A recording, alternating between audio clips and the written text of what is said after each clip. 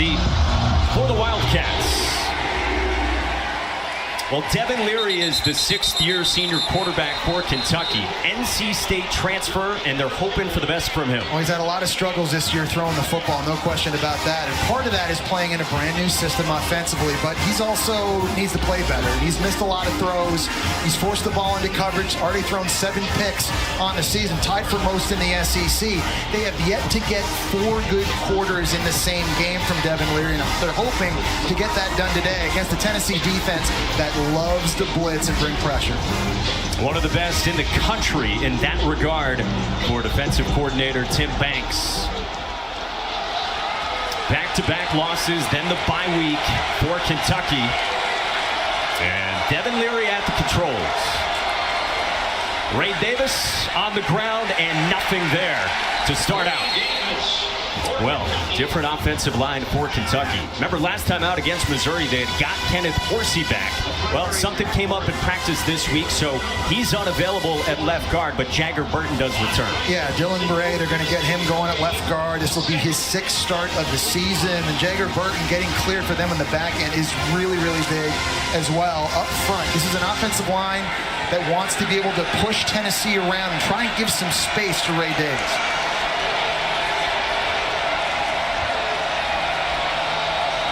On second down, here is O'Leary on one of those screens, and Barryon Brown probing for some space, and he's wrapped up.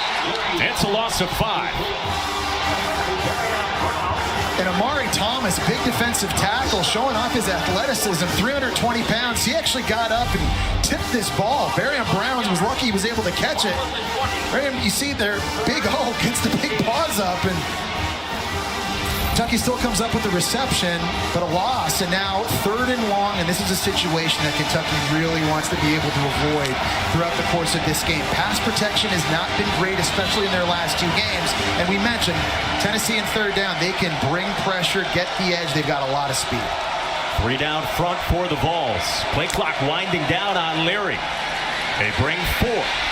Leary rolls and takes off with his legs. And he's wrapped up just short of the line to gain.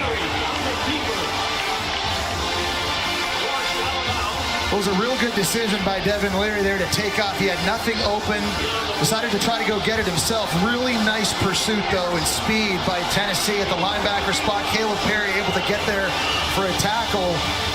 Head coach Mark Stoops not feeling good enough this early, 4th and 1, deep in his own territory to go for it. Yeah, they haven't gone for it a lot this year, only 4 times on 4th down.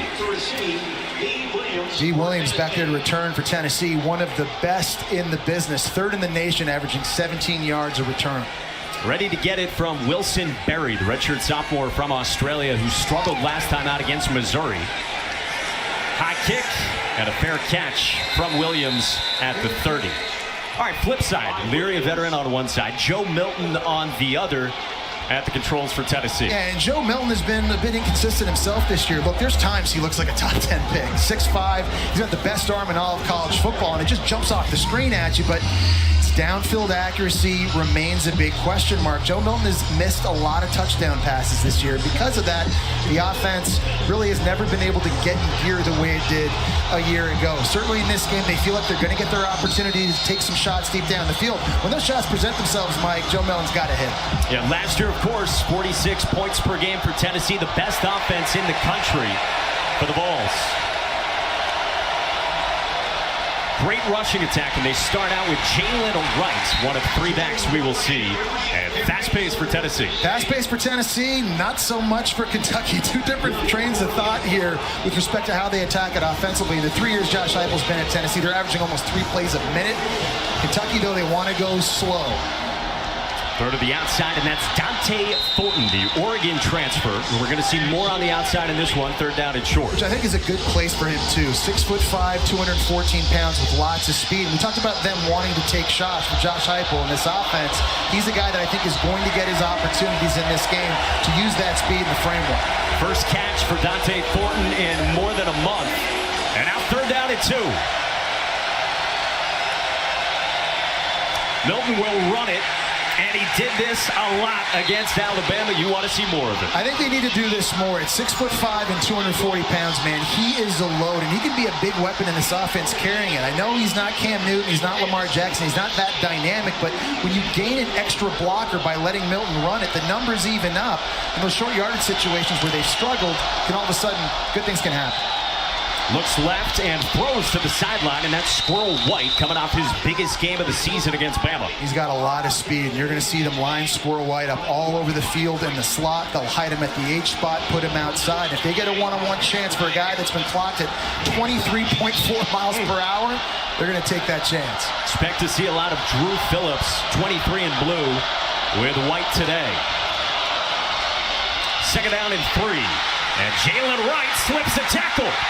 Jalen Wright is off to the races and gone. 52 yards.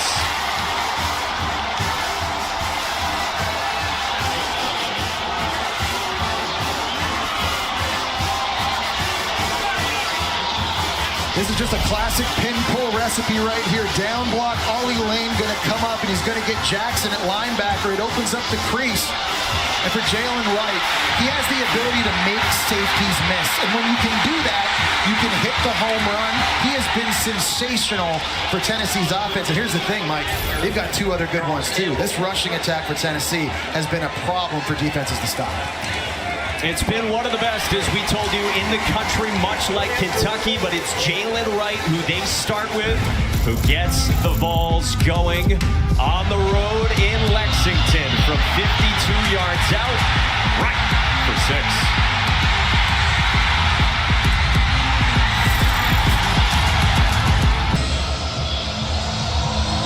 Josh Turbeville in the air, and a touchback. You know, Mike, early in Jalen Wright's career, he was against gaining weight. He was a track star, one of the fastest 60-meter sprinters in the country coming out of high school. So his speed was his strength. He didn't want to lose that by gaining weight. But he realized when he went from 188 pounds last season to 215, he's not any slower. Joey Halsey says you can see the difference in his run style. He's no longer bouncing off everything. He's delivering blows.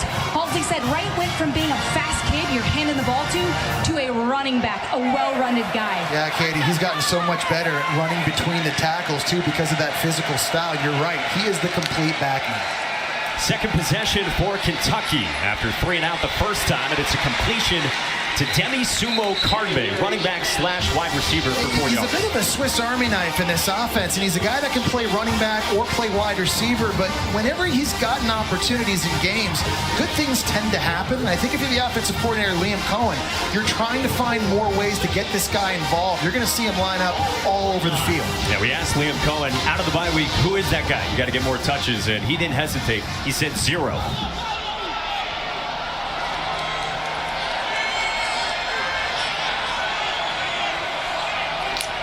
Second down and 6 from the 29, and the second carry for Ray Davis. Pushes the pile, and he brings up third down and manageable. Yeah, it's an offensive line, the big blue wall at Kentucky, that is a much better run-blocking unit than they are pass-protecting unit. You've got big bodies, and they like to lean on you, wear you down over the course of 4 quarters. We saw that, and they ran for nearly 330 yards against the Florida Gators. It's going to be critical. You get a short completion on first down, nice run here. You keep these third downs manageable like this versus what happened on their first drive. But it was third down and 15 for Devin Leary at Kentucky. Under center, and on 3rd and 1, does not get a push. No gain, and it's 4th down. Yeah, and I don't love the call. You got Ray Davis behind you, the SEC's leading rusher. Just turn around and hand it off. That time, Tyler Barron at defensive end just caved in on Brendan Bates. The tight end, you're going to see at the bottom of the screen, number 9. She's able to get that penetration, and there's just too many white jerseys. That's a huge missed opportunity for Kentucky that looks like they're going for it here. How do you feel about that from the 34? I think you're trying to get one. You didn't do it on the first drive, and you watch Tennessee just march down the field and score. I don't know if that's, a message from Mark Stoops not believing in his defense because of the struggles the last couple of weeks. This shows me that you're putting a lot of faith in number 1. Told you they don't do this a lot, and on 4th down, Davis leaning forward and appears to be short. And it was Barron again. The same guy that made the play on the quarterback sneak, this time he's able to beat the left tackle, Marcus Cox, one-on-one, and make a play. He didn't get there. Turnover on downs. Tyler Barron with back-to-back monster stops in short yardage situation. Here he is right here, and you're just going to see at the point of attack, just too physical up front. That time he's working against the left guard, Dylan Ray, and just nowhere for Ray Davis to go. And we talked about how Tennessee had to come out in this game on the road where they struggled. They had to start fast. They scored a touchdown in the opening drive for the 6th time this season. And now because the defense gets a massive stop, Joe Milton, this offense cooking here at about the 34-yard line. Barron, one of the many defensive linemen you really like for the Vols. He steps up. Very athletic and kind of known as a pass rusher with 5 sacks this year, but making 2 huge plays against the run. Short field, sudden change, midway through the first. And here's running back number 2, Jabari Small out of the backfield. And a good gain on first down. Yeah, when you're playing in a tempo offense like this, everybody's got to touch it at running back. So it's a law firm of Wright, Small, and Sampson, right? And they kind of divided 40-30-30, and then the second half start to ride the hot hand a little bit more. Jalen Wright seated. And it's Small again, left side. And he's got a first down. There's a big challenge for Kentucky's front 7 here, front 6, to slow the running game down with only 6 guys in the box. When you think about Tennessee's losses, Florida and Alabama, those defenses were able to do it, but you got to leave DBs out to protect the shot plays in the air. 7th best rushing attack in the country in yards per game, and you love the defensive line as well for Kentucky.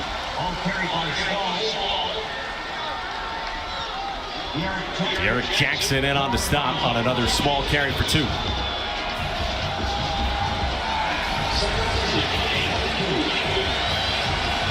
Brad White, the coordinator of this Kentucky defense, in his 5th year in the role.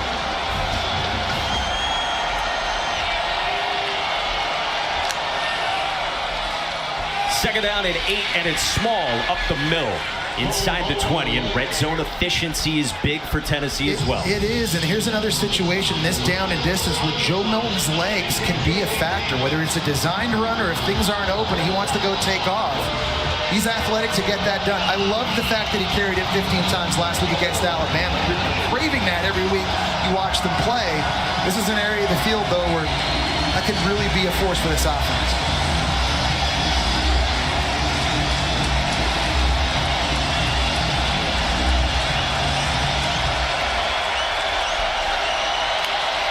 Third down from the 18. Milton flushed. Rolls out with a couple of flags down, and he will tuck it. He's got a first down, and we will check the 2 markers that appear to be holding. Yeah, I'm thinking John Campbell, the Miami transfer at left tackle, looked like he hooked Keyshawn Silver that time. Holding. Offense number 74. 10-yard penalty. Complete third down. And you saw Andre Carrick, who rotates in at left guard, down on the play for the Vols. And that's a guy who's had some injury problems this year, too. He's already missed 3 games with an upper body injury. There's the hold up top on John Campbell, and that's an easy call to make. But Tennessee on the offensive line right now, a little bit banged up. We'll check on Carrick when we come back to Lexington. A passing situation. Joe Milton's got to be very good and careful with his decision-making here. Ollie Lane takes over at left guard for the Vols. 3-man rush, and they flip it to Jalen Wright, and just a yard brings up 4th and long. Big Deion Walker. I think he's the best NFL prospect on this Kentucky football team. 6'6", 350 pounds. He's so quick. He's like a big cat.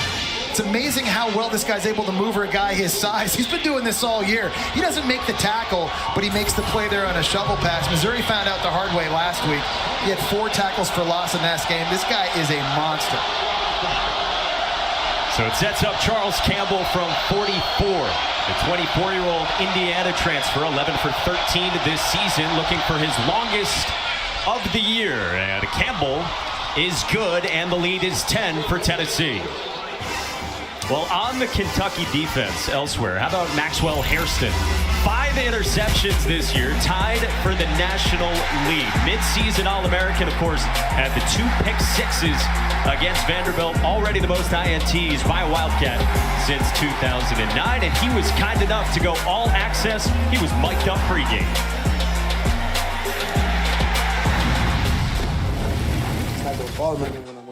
No, you should be good. How's it feel? I feel good. Okay, good. It's a good vibe right here. Let's get it, brother. It's one of them days. These boys wearing orange. Now they finna wear blue after the game. You already know we on, boy. On me? You already know we on. Yeah, ain't it? No cap. This is a money game right here. It's gonna be a good one. My dog, appreciate you. Ball out. Appreciate you. Noting the orange and white that's here and saying that this is a money game. It is a money game, no doubt. You could argue he's the MVP of this defense this year. You see the 5 picks tied for most in the nation. Also leads the defense in tackles, but down 10-0. They could use some turnovers. They could use a big game from Harrison. 2-score deficit for Kentucky with 5:34 to go here in the first. Yeah, and I think for Kentucky it's important now to come out and establish a little bit of a rhythm and stay on the field. Their defense has already played a lot of snaps at a very, very fast tempo. They've got to keep Joe Milton and those weapons on the sideline and generate a few first drives here and get some momentum of their own going, get the crowd back in this thing. This Kentucky team coming off a loss against Missouri 38-21, where, like Tennessee last week, up early in that game, up 14-zip in the first, but Missouri's fake punt really changed the course of that game. Play action for Devin Leary. Plants, fires downfield, and he's got his man. Out toward midfield, and it's Jordan Dingle, one of his tight ends. Really nice job. Jordan Dingle had a lot of traffic that he had to navigate through the middle of the field running that deep crossing route. And a nice job by Leary there, staying with it, allowing the window to open up, and then delivering a very accurate ball deep down the field. That's a lot of stuff, a lot of junk to get through in between 4 white jerseys, but there's an explosive play. Help generate some excitement for this offense. All smiles for Dingle, 22 yards first down, out past the 45. And now a flag on the far side of the field and a false start. False start. Offense number 1. 5-yard penalty. First down. Yeah, taking Ray Davis that time, they were going to line him up out wide at wide receiver. And I think, formationally, that's an example of what Liam Cohen's trying to do here, is just to find ways to get him more touches, give the defense different looks. He can't touch it enough, whether it's running the football, screens. But as you see, penalties have been a massive problem for these 2 teams in particular in the conference. Mark Stoops said to us, we've been frustrated, we've been undisciplined, and it's been a big problem. Got another false start. False start. Offense number 6. 5-yard penalty. Still first down. It's just hard to get any traction going. It has to drive you crazy, too, if you're Mark Stoops, because penalties like that, it's not an effort problem. It's just attention to detail and mental focus early in a game. This is just a formation, getting lined up properly, breaking the huddle and going and executing a play. Those are the types of penalties, the pre-snap penalties like that drive you absolutely nuts. He's called them foolish. He said it's inexcusable. And it backs up the Cats into first down at 20. And a quick throw, and it's Demi Sumo Karnbe with his second touch on first down. Nice tackle by Aaron Beasley. He's been all over the place for this Tennessee defense. He's a guy who's very slippery, hard to block, but really good at making open field tackles and getting guys to the ground. 5th-year senior, 3rd-year starter for the Vols defensively. So Tennessee defense, top 20 in the country in total defense, 3rd best in the SEC.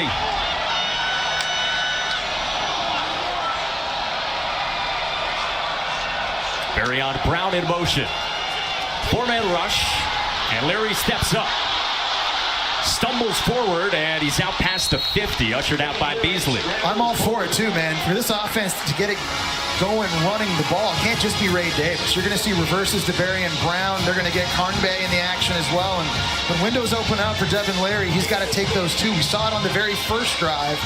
But if you're Liam Cohen right there calling plays on offense, you're trying to get all hands on deck, everybody going. And his return to Lexington, of course, last year with the Rams as their offensive coordinator. See 0 for 2 on third downs for the Wildcats. Third down, you got to focus on number 27 for Tennessee. James Pierce has been a monster this year with 7 sacks. Here he is lined up on the right tackle. On Jeremy Flax. On third down, Leary is complete inside the 40, and it's Dingle again to move the sticks. 7 catches all year. He's got 2 on this drive. This time it's 16. Well, that time Dylan Ray, the left guard, did a great job coming back and finding Pierce peeling around here on the twist, getting a block. And that was the pass pro and the time that Devin Leary needed to complete that throw. Great job. Davis trying to cut it back, and there is nothing there. Beasley in on another tackle. You know, guys, during the bye week, Liam Cohen went back and rewatched some of Devin Leary's film from NC State. Cohen said he wanted to revisit what Leary does best. For example, Leary loves 4 vertical passes as a concept. He has a lot of confidence in that play. So Cohen is still trying to incorporate some of what Leary does well into his system so that they can find consistency offensively moving forward here. I think it's a great idea, Katie, too. They had the bye week, so they had the extra time to do some self-scouting, but also some studying back at NC State just to try to find play calls and schemes and concepts that Leary's comfortable with. Second down, there's a flag down, and Leary throws to the sideline, complete to Tavion Robinson. Check the marker.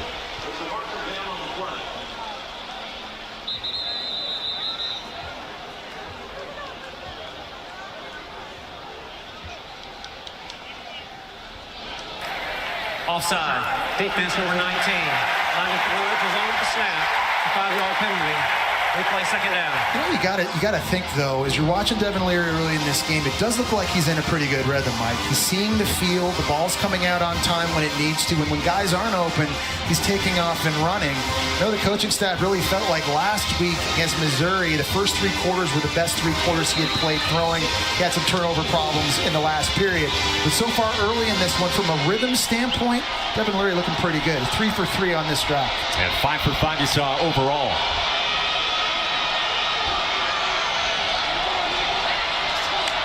Coming up on the final minute of the first. Pressure, quick release, and a catch for Tavion Robinson. Down at the 11. Gabe Judy-Lally makes the stop after 16. And there's another good decision by Leary, throwing where the blitz comes from. It's coming right here. You're going to get a route right in behind it. It's the quick game. It comes out. His eyes go to it right away. And another example, Devin Leary dialed into this game plan. 2 years ago, he was so good at NC State. Set records, broke records of Phillip Rivers. And then last year, the torn pec midway through the season with the Wolfpack. And now here in Lexington, and he's got the Wildcats in the red zone. Leary under pressure to the end zone, and too tall. Wanted Dane Key. That time, Leary took a big hit. James Pierce got in the backfield, but you know, I think for Leary right now, if you're Liam Cohen, because you're seeing how well he's progressing through everything, you keep dialing up these pass calls. Look at that. You get one on the side. You got Norman Lott, big D tackle, hitting you right in the chest. Not a lot of fun. This Tennessee defense, their pass rush is legit. They're averaging 4 sacks a game. They've got guys that can win up front one-on-one. We talked about the pressures that D coordinator Tim Banks likes to dial up. Those 4 sacks a game, 4th most in the country. On second down, it is Davis. And he's been bottled up so far, slipped the tackle, and fights for maybe a couple of yards. Yeah, I think right now, Tennessee up front, especially in the inside of that defensive line, those D tackles are winning. They're eating double teams. They're getting some pushback in the backfield. Nowhere for Ray Davis to go between attackers. And they're going to have to force him to try to throw it here if they're going to try to get a touchdown. It's important, I feel like, in this one, too, to come away with 7 points based on what we've seen from Tennessee the first 2 drives and trying to keep this thing close. Obviously, you don't want this to turn into a track meet, but this is a big opportunity for this offense. 8 plays, 65 yards so far, and now third down and 9. And Leary to the sideline, incomplete. Intended for Dingle, and it brings up 4th down. Well, they wanted to try to throw it to Ray Davis, running the corner route out of the backfield. Tennessee's coverage and big zone took that throw away, so Leary went to the right place with the football. Even if he had caught it, it wasn't going to be a first down, but you're going to see Davis here work the corner. And this is an example of Cohen trying to find new ways to get him touches. He caught a pass. It's similar to that against Missouri for a score early in that game, but Got to give Tennessee's defense credit, playing well with their eyes, forcing a field goal try. And now a 28-yard try for the Georgia Southern transfer Alex Rayner. Hasn't attempted a field goal since September 30th, but he is good, and Kentucky is on the board. Drive down the field, get 3. The lead is 7 for the Vols in the second.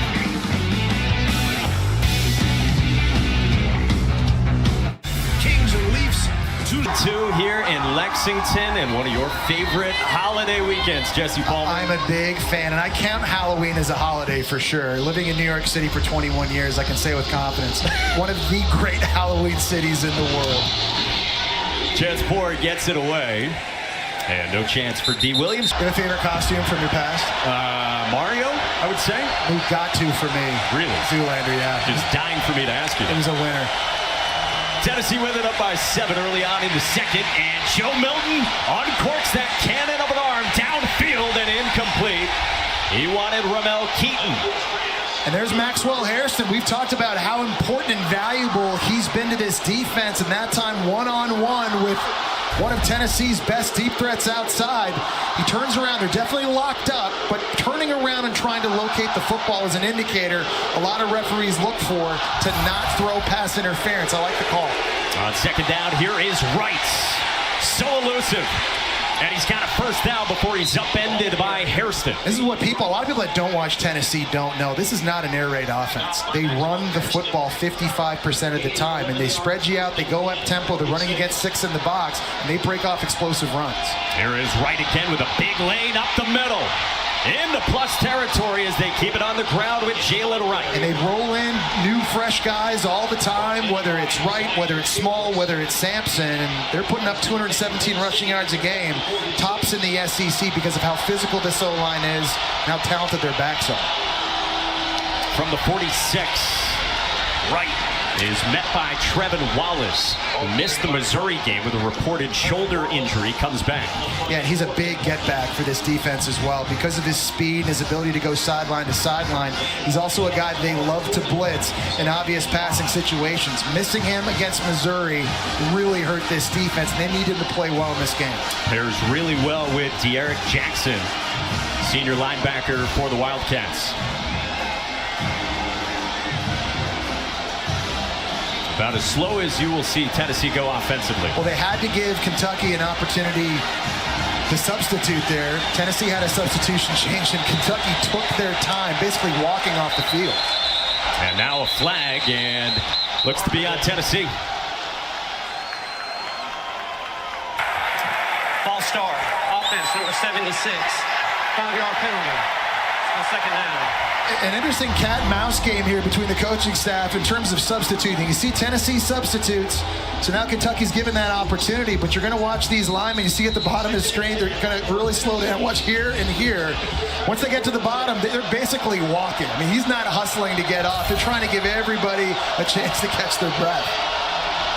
Second down and 10, and Dylan Sampson, running back number 3, and he's electric as well.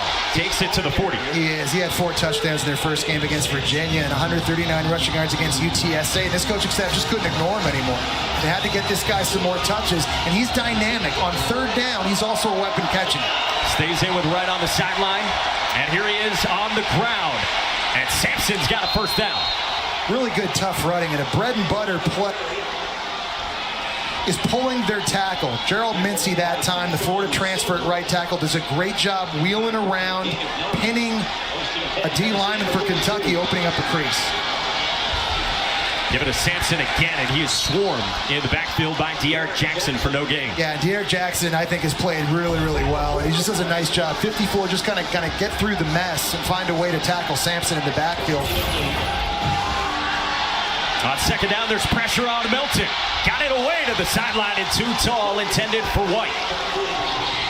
And guess who? Deion Walker, the 350-pound D tackle, the big cat, was right in Joe Milton's face. There's not going to be a lot of guys who scare a 6'5", 240-pound quarterback, but I think Deion Walker's one of them.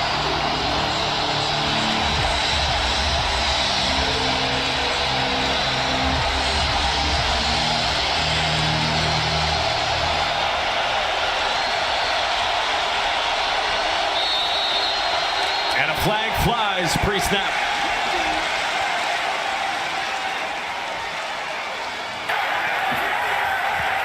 False start. Illegal snap, offense there at 63. 5-yard penalty. Third down. It's Cooper Mays, their center, who missed the first 4 games with an upper body injury. And these last 3 games, he's been kind of trying to work his way back in it. You see there the illegal snap's going to back Tennessee up even further. And now they might be out of field goal range with that penalty. Backed up to the 36, and it's a screen. It's Squirrel White, and he gets hawked down by Keaton Wade.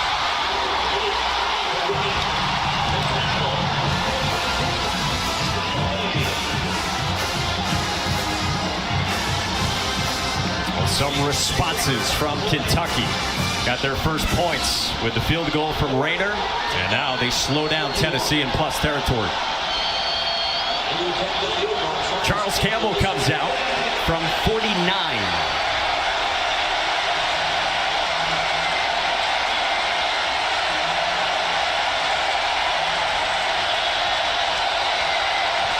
And Campbell's kick on its way, hooking and good. Campbell's longest of the season restores the Tennessee lead to 10 in the second quarter. I went into Jordan Hare in a place that was really tons of energy. They knew it was going to be tough, and Jackson Dart delivered big time late in that game with some big moments. Come away with a big win. Barryon Brown waiting for a chance, won't get it here.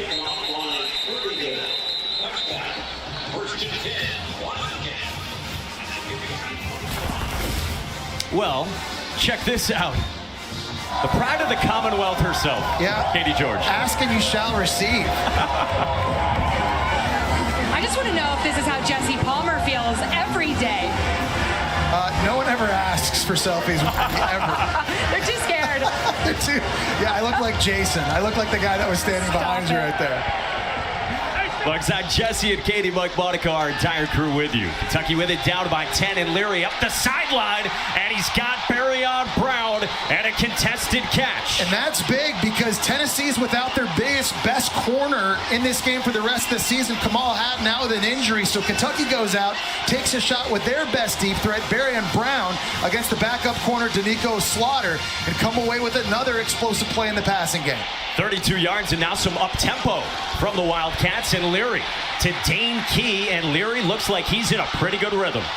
Well, going back to that last catch, that's nice. You're going to have to make contested plays and contested throws. Barryon Brown, great release, stacks them, gives themselves room to work with, and he looks back, he's able to locate that strong hands through the catch. And he's a guy, Mike, that's had some drop problems this year. That's a good sign. This Kentucky passing offense, this is as good as it's looked maybe all season. Over the top of Danico Slaughter, as you said, stepping in for Kamal Hatton. Kentucky had 4 drops in the Missouri game. Liam Cohen said there's going to be a contested catch type of game. On a pitch to Jaton McClain, and not much there. Well, tackle made by Herring. Yeah, Mike, it seems obvious coming into this one that Tennessee said, okay, no Ray Davis. We're going to load the line of scrimmage, load the box. Number 1 is not going to beat us, so that's setting up one-on-one opportunities on the outside, and Kentucky's got to be able to hit those, and those chances have shown up early in this game. Devin Leary's finding the matchups. He's delivering accurate throws. Talent is there with the Wildcat receivers. It's there, but they have been banged up a little bit here in recent weeks. Barryon Brown and Tavian Robinson got injured against Florida. They feel like they're back close to 100% now for the first time in a while, and it's showing up. Dekel Crowdis comes in as well. Top of your screen for Kentucky. Play clock winding down on Leary, and they got it away. Against the blitz, Leary, incomplete, wanted Robinson. You mentioned the blitz. When you're playing against this Tim Banks defense, you're becoming an active participant in a blitzathon. He brings people from everywhere. The question is, where are they coming from? Is it going to be a linebacker? Is it a safety? Is it a nickelback, a corner? They're not all-out blitzes or pressures, but they're just enough to try and confuse you, and that's a big reason why, as you mentioned earlier, Mike, they're 4th best in the nation in terms of sacks per game. Something Tim Banks said to us last night, we identified as an area we had to improve on. Sets up another 3rd down for Devin Leary at Kentucky. Still McClain and no Ray Davis. Four-man rush, and Leary zips one to the sideline for Key and a first down, and they move the sticks on third down. Another great example of pass pro by the big blue wall. Marcus Cox now the left tackle working one-on-one here against one of the best in college football, and James Pierce. He just stones him. He gets run over, but it gives Devin Leary enough time to get that throw off for a huge completion on third down. You really like Cox on that O-line. I really do. And normally, because of the run blocking, what he's able to do at the point of attack, he's not going to get style points, but at the end of the day, he got the job done. He kept number 27 off of Devin Leary. 17 yards for the Wildcats. From the 15, on a direct snap, Davis keeps, and he finds about 3.5 yards. Yeah, and it's been a quiet game so far for Ray Davis. You don't see this very often this year. Only 5 carries for 6 yards coming into this drive. So another example. Put him in the Wildcat, get an extra blocker at the point of attack, and try and find ways to get this guy a crease. They've been very creative in ways to try to get him the ball. You detailed it on the screens and then also on the direct snap.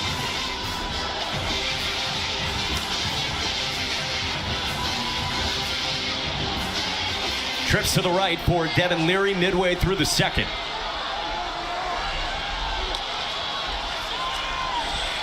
Against 4, Leary toward the end zone for Brown. And a touchdown. Contested catch, Barryon Brown.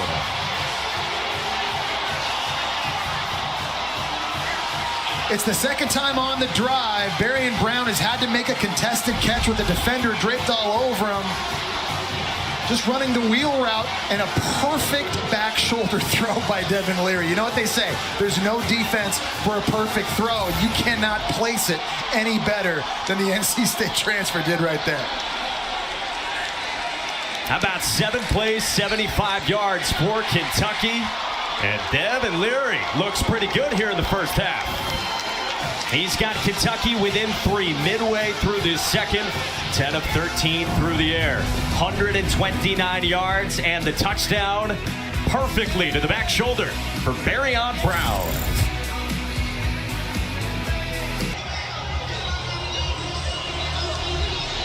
Chance Poor puts it in the air. And no chance again for Williams. Tonight's Mark of a Fighter moment is brought to you by Modelo. Kentucky's throwing some haymakers in the passing game, too. Here's Barryon Brown. Tamarion McDonald is going to be in the slot covering him. They're going to try to run some interference here and then they'll run the wheel route in behind it, and they execute it perfectly. You see McDonald in the slot. He loses eye focus for just a split second, and that's all it took for Brown and his speed to get in behind him. Right now, Devin Leary is in rhythm. He's seeing the field. He's throwing the ball with conviction. This is easily the best this passing attack for Kentucky has looked. And a couple of big catches, including the touchdown from Barryon Brown. Falls by 3, and Milton keeps. Plenty of room up the left side for Joe Milton, just shy of the 45.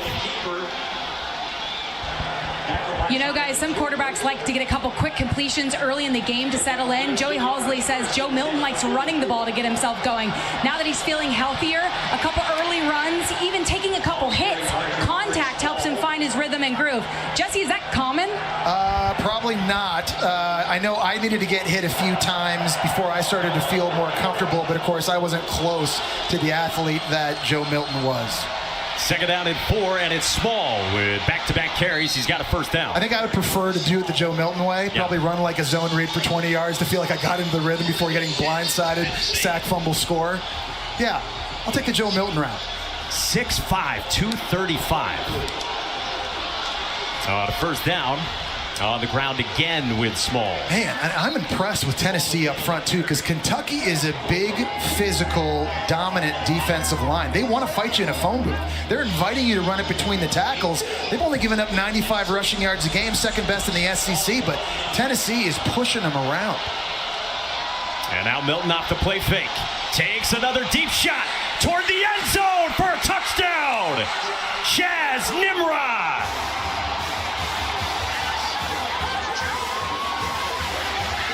39 yards for his first career touchdown. Nimrod one-on-one against Jordan Robinson out in corner, and Jordan Robinson just falls down. He gets beat right off the line of scrimmage. You can't catch up. You see him trip and fall. And that's just an easy pitch and catch. And it's been the explosive plays in the passing game that have been lacking from Tennessee's offense. Doesn't seem at all like it was a year ago when they had Hendon Hooker and Jalen Hyatt just lighting defenses up. But early in this game, getting it done running, and now throwing it deep as well. Charles Campbell with the point after. 20-10 is the lead for the Vols. This is an explosive through the air for the Vols, and Chaz Nimrod, his first career touchdown. Last year, when teams loaded the box to stop the run, they made you pay for it with 37 completions of 20 or more yards. This year, that hasn't been the case. Part of that's Milton missing, part of that's Brew McCoy being hurt, and part of that's receivers dropping passes. But early in this one, they are clicking on all cylinders. Drive took a $122, and now a Turbeville touchback. You know, guys, I asked Joe Milton when he first realized he had a special arm. He said when he was 12 years old, he used to throw a football as high as he could over his home, and he would race to the other side trying to catch it before it would hit the ground, which is a pretty far distance to run. He said of the thousands of throws he made, he only caught the ball twice, but those 2 times told him all he needed to know, that his arm talent is different, and we just saw it on full display there. Katie, it's ridiculous. He says he can throw it 90 yards. So when he's throwing a go route like he just did, that ball, traveled 55 yards? He's got a club down. That's like a 6-iron for him. I think that's been part of his problem throughout his career, is just trying to get the distance right. I mean, that was a parabola through the air as Ray Davis fights for a couple of yards. Big drive here now for Kentucky. Yeah, and again, they'd love to get Ray Davis going, but you got to give this Tennessee front four a lot of credit. They've been more physical inside the tackles, and they're forcing Devin Leary right now to have to beat them throwing it. Tennessee will have it to start the third quarter, up by 10. You see them huddling. They kind of want to slow this thing way down. They would love to be able to drive the field here, bleed the clock, score some points, not give Joe Milton a lot of time left to work with, because, of course, Tennessee is going to be receiving first in the second half. Here's Leary on second down. Throw sideline for Anthony Brown-Stevens, who makes the catch for a first down for the freshman. This is a fantastic job using the eyes for Devin Leary. They're just running kind of a go route on the outside in between a cover 2 look. And he's just watching the corner. There's a drag route coming over. The corner gets lost looking to the inside. That allows the window to open up, and a line drive bullet by Devin Leary. For 20 yards. Now again, and that one a bullet out of the arms of Tavion Robinson. And again, I'm just really impressed with Devin Leary here and just how well he's seeing all the different looks Tennessee's showing him defensively. He's seeing the pressures, he's seeing the coverages, he knows where his answers are.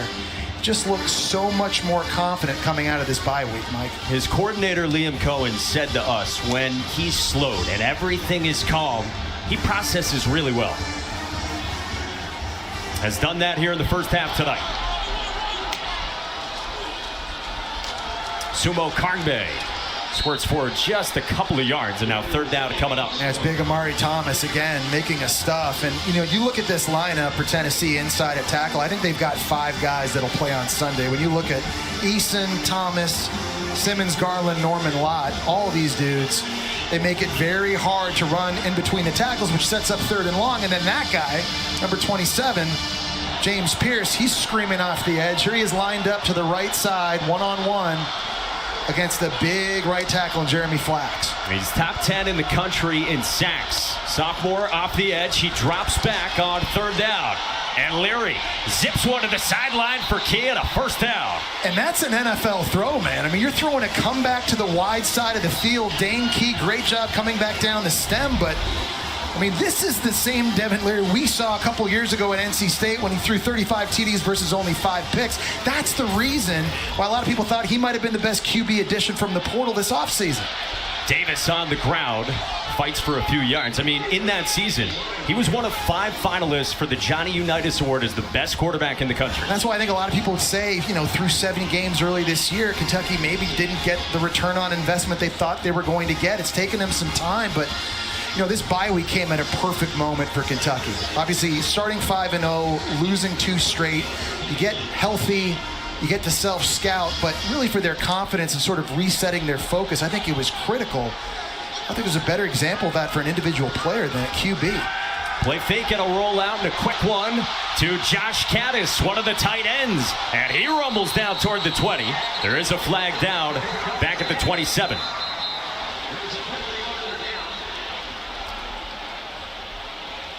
They might get defensive holding outside at the corner spot.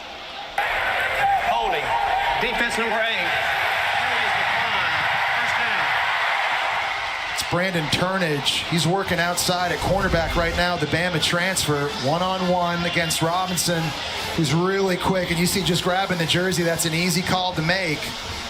It has not taken Kentucky a long time to try the field. This thing is like a heavyweight fight right now. Everybody just dropping blows. Both offenses up and down the field. That was 17 yards for Caddis, and Kentucky driving. 3:15 to go until halftime. Could be a double pass. Tavion Robinson instead takes off up the sideline toward the 15. I love that decision by Robinson. How many times do you see receivers get a double pass opportunity and they just want a touchdown pass so bad they force it into double coverage? It ends up getting picked off. But you see right here, they're trying to squeeze and get the tight end in behind it. Not there. Very smart play. There's a guy that started 50 games in his career. That's why Liam Cohen further down the road will let him run that play again, because you're not going to put him on the chopping block. You make good decisions. You've got your coordinators back. Really, really smart job. Smart play. Fifth-year senior started his career at Virginia Tech. Ninth play of the drive on second down. Davis breaks the tackle, and he's got a first down inside the 10, and it's first and goal. Yeah, there's some good, tough running there. He had Joshua Josephs. You see him just kind of run through that arm tackle. Josephs is a defensive end, and he's got the ability to go in between the tackles, but he's got the speed to take it outside too. And, you know, you really got to pack a lunch. I mean, it's important Tennessee brings hats to number 1 when he has the football, because this guy just does not go down easy, as Josephs just found out. 8 yards, his longest carry of the game. And look at them just bleeding the clock again. They're huddling. They're letting this thing roll. This is working out perfect for Kentucky late here in the first half. Davis in motion. They give it to him on the jet sweep. Davis to the edge. Touchdown.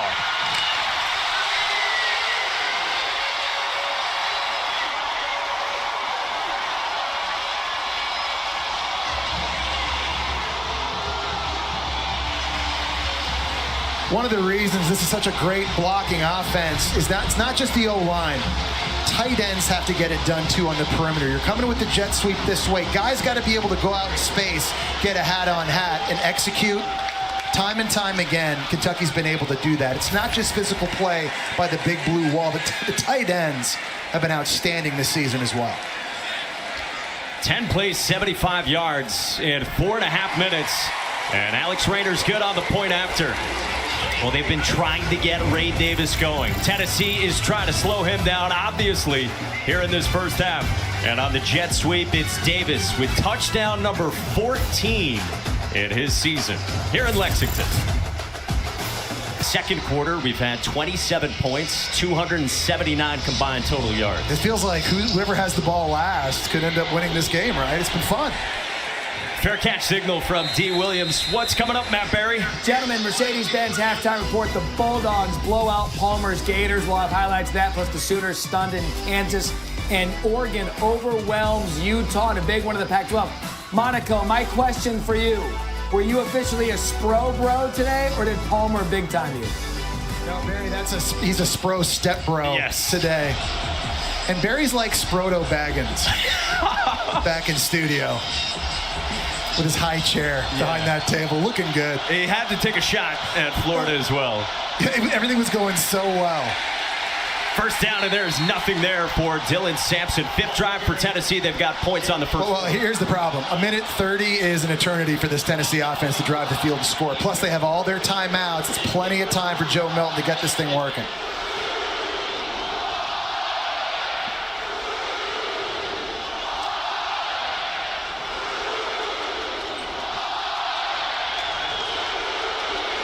Second down, and it's Sampson again.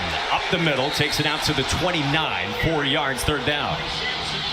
You see this offense run it a lot in their 2-minute drill, but Tennessee right now going a lot slower than I anticipate.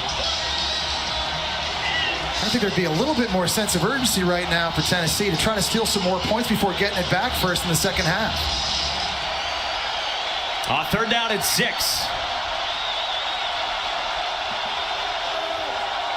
Yeah, they soak some time here on the road. It feels like they're just playing to have the lead into halftime. 3-man rush. Milton searching and rolling and firing toward the sideline and trying to hook up over there and waiting on the signal for Ramel Keaton, and it looks like he's got it. And that is an absolute laser on the throw. Was he in when he made the catch? I don't think so. They're going to want to take a look at that, aren't they? See if that right foot was down. They do not stop it, and now we do get a whistle mid-run from Sampson, and they do want to go back and have a look. Okay, well, first off, that's the type of throw. Mark Stoops upset. He wants a faster review because he thought it was incomplete as well. But that's the type of throw from Joe Milton. Replay review was initiated. The ruling on the field is a completed catch. This plays under further review.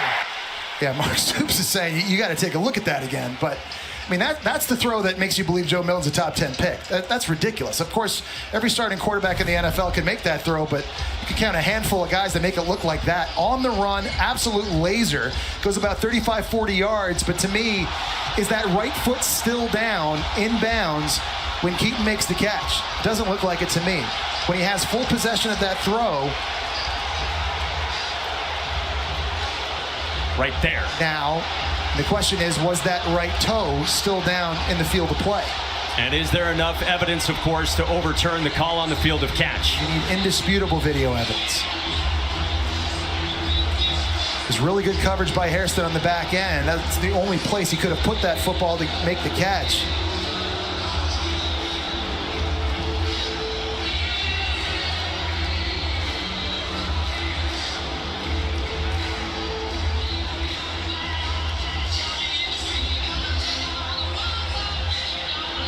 And at this point, I gotta be honest, I don't know if there's anything or any that conclusively tells you could overturn. tells you that you could overturn that from all the angles we just saw. The call on the field was that it was a catch.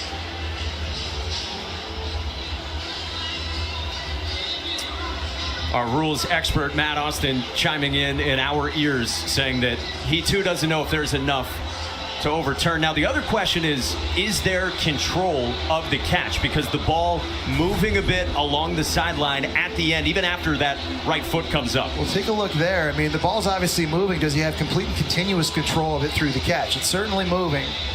Kind of has his left pinky on it.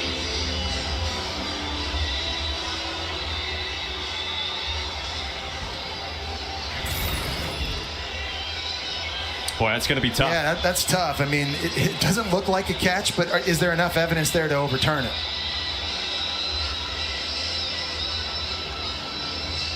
And that's a big play, too. Here's Tennessee. They're going slow. They're on their own end. It looks like they're playing just to get into halftime with the lead.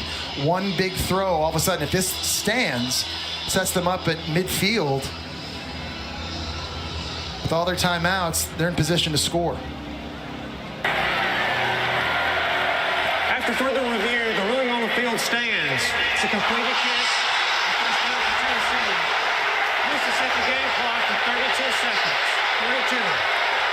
32. Saw the replay official, John Bible, working in tandem with Steve Marlowe. Yeah, and I think that's kind of what we were talking about there. Kentucky fans can't believe it. But, you know, again, the call on the field, and you need the evidence on video replay to overturn it. I just don't think they had it. Kentucky doesn't like it. And again, they came together for a while before they even signaled that it was a catch in the initial call from Ramel Keaton. Picks up 17 on third down and 6. And as you said, out to midfield now with Tennessee operating with 32 seconds and all 3 timeouts. Probably feel like at least to get into field goal range, you probably got to get this thing somewhere close to the 30-yard line. So you got about 22 yards to go. Plenty of time with all those timeouts in their back pocket. Even Scooby-Doo upset here in Lexington.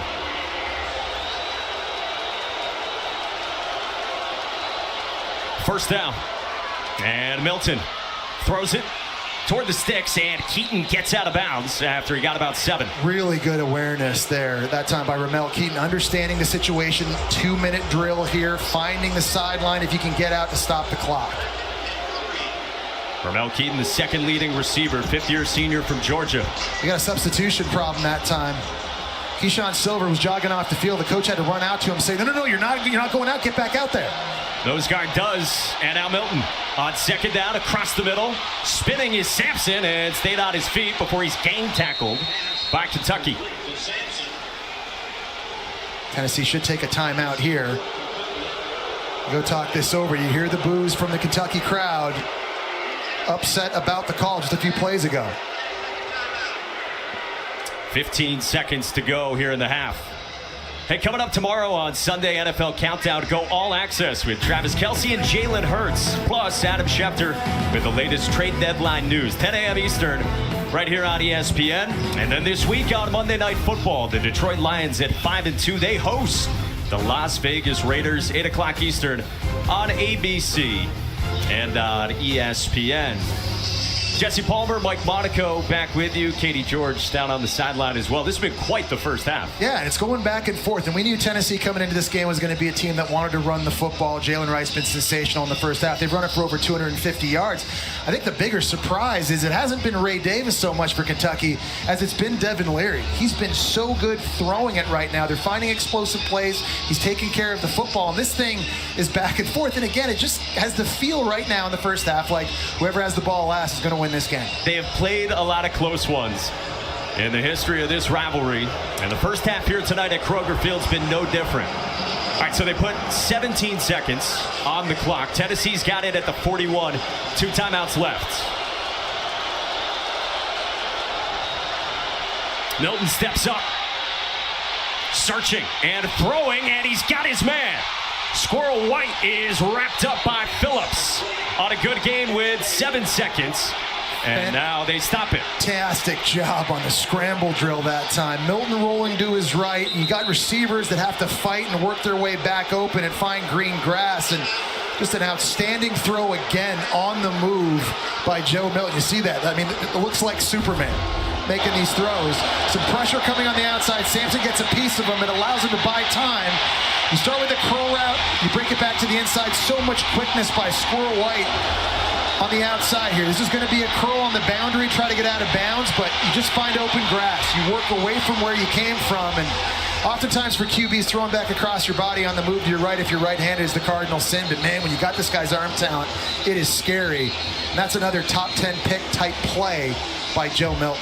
I mean, threw one rolling that way to Keaton, and now rolling the same way, but as you said, across the body. Yeah, I feel like 20 seconds ago, they were on their own 25-yard line, and all of a sudden, here they are with an opportunity to steal some more points before getting the football back first here in the second half.